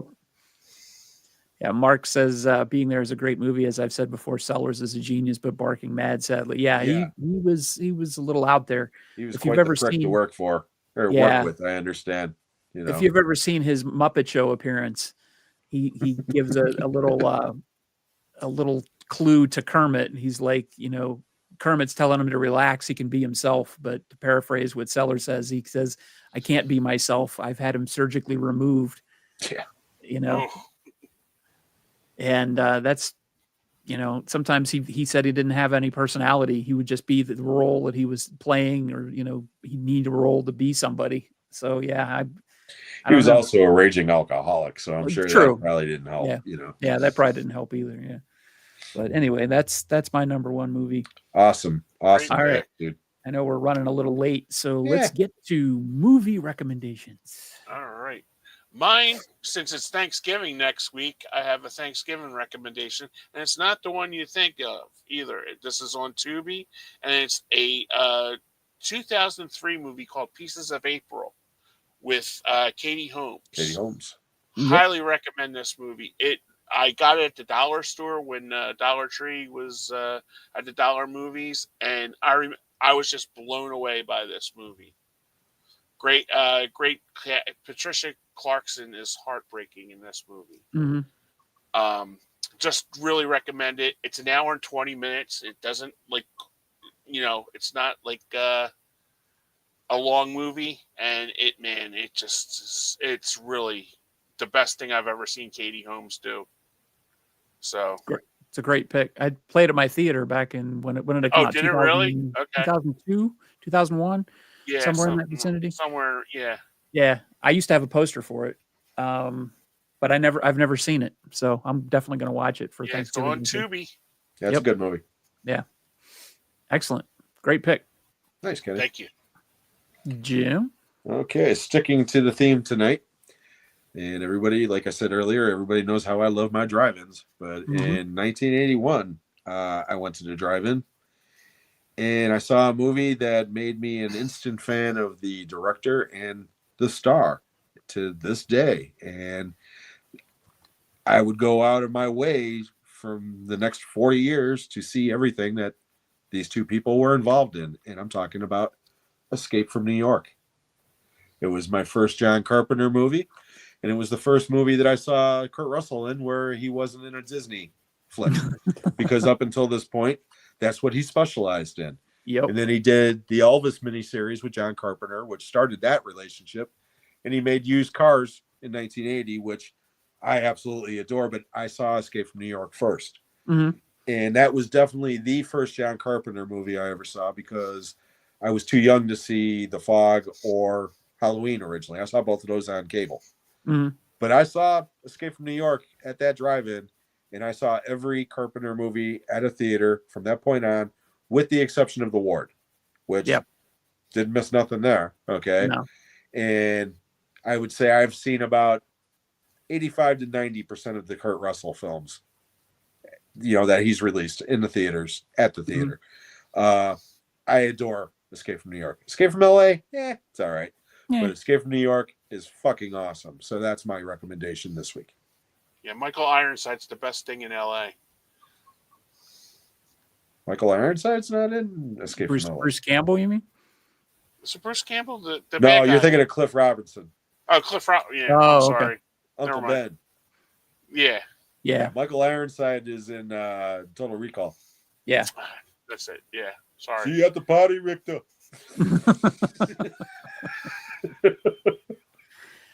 All right, my pick is, it doesn't fit with the topic unless you really stretch it, but I picked The Great Wall with Matt Damon, Oh, which okay. is Damon. Matt Damon. It's a movie that I picked up on 4K for $2 at the thrift store, and I didn't really give it much of a chance, and I put it on one night, and it is a lot funnier than I expected it to be, a lot more action-packed than I expected it to be. The trailer totally undersells it, and everybody was complaining about, oh, Matt Damon is the one thing that doesn't belong in this movie because it's a Chinese movie and Pedro Pascal's in it. I didn't even know who he was at the time it came out, but I thought it's the perfect modern Saturday afternoon movie. It's hilarious. It's funny. It's action packed. The cinematography is fantastic. The special effects are great. I don't know. I really liked it. I mean, it's not a great movie per se, but it's a lot of fun. And if you're looking for something that just you can shut your mind off and watch and be entertained, it's great. So that's my recommendation for this week. Nice. Great. All right. Well, guys, I think we did a great job tonight. I really was impressed with everybody's picks. So that was cool. It was good Yeah, to see. some shocking ones there. Yeah. Yeah. Victor. The Great Wall. I love that stupid fucking movie. Yeah, it's great. I mean, it's not great, but it's great. I don't know. You I don't check know your how to brain at describe the door and have a good time movie. Yeah, That's what exactly. I call it. Yeah, exactly. But the director, who is oh god, I'm never going to be able to Zhang Yimou. I'm probably mispronouncing that. He did Hero, House of the Flying Daggers, and there was another more recent one too, Shadow something, I think. That are all visually spectacular. So if you like that style, the wuxia type movie, it's a great movie. So not to harp on it. Nice. All right. Well, I hate to cut us short, guys, but I do have to get going. So great show. Yeah, really enjoyed tonight. Thought it was great. Thanks everybody in the chat. Mark, Thank you. Texas, Victor, Mr. Dan. And once again, before we leave, because again, I want to make sure that we give plenty of credit to where credit is due. Check out that podcast, The Movies That Made Me. And like I said, you can find that wherever you can download podcasts. That is co-hosted by Josh Olson and Joe Dante. And it's a great, great podcast. As a matter of fact, Edgar Wright and the cast from The Running Man were on there. Oh, wow. And they talk about, Edgar Wright talks about some of his favorite action movies. So awesome. By all means, check that podcast out. It's a lot of fun. Definitely will. Thanks, Jim. Yes, thanks for the idea. Great idea. Thank you. All right. We'll see you guys in 2 weeks. That'll be December 2nd. 2 weeks. Happy Thanksgiving, everybody. Yeah, and happy Thanksgiving. Yeah. Don't eat too much. We'll see you on the other side of the holiday, and we'll talk to you then, and we'll figure out what we're going to do by then. Hopefully. 3 shows in December, gentlemen. 3 shows in December. Yep. We got 2 of them planned. We just need to plan 1. Yep. So all right. All right, guys. Have a good night. And Thank everybody you so much, everybody. Have a great night. Bye, everybody. Take care. And we'll see you. Good Good night.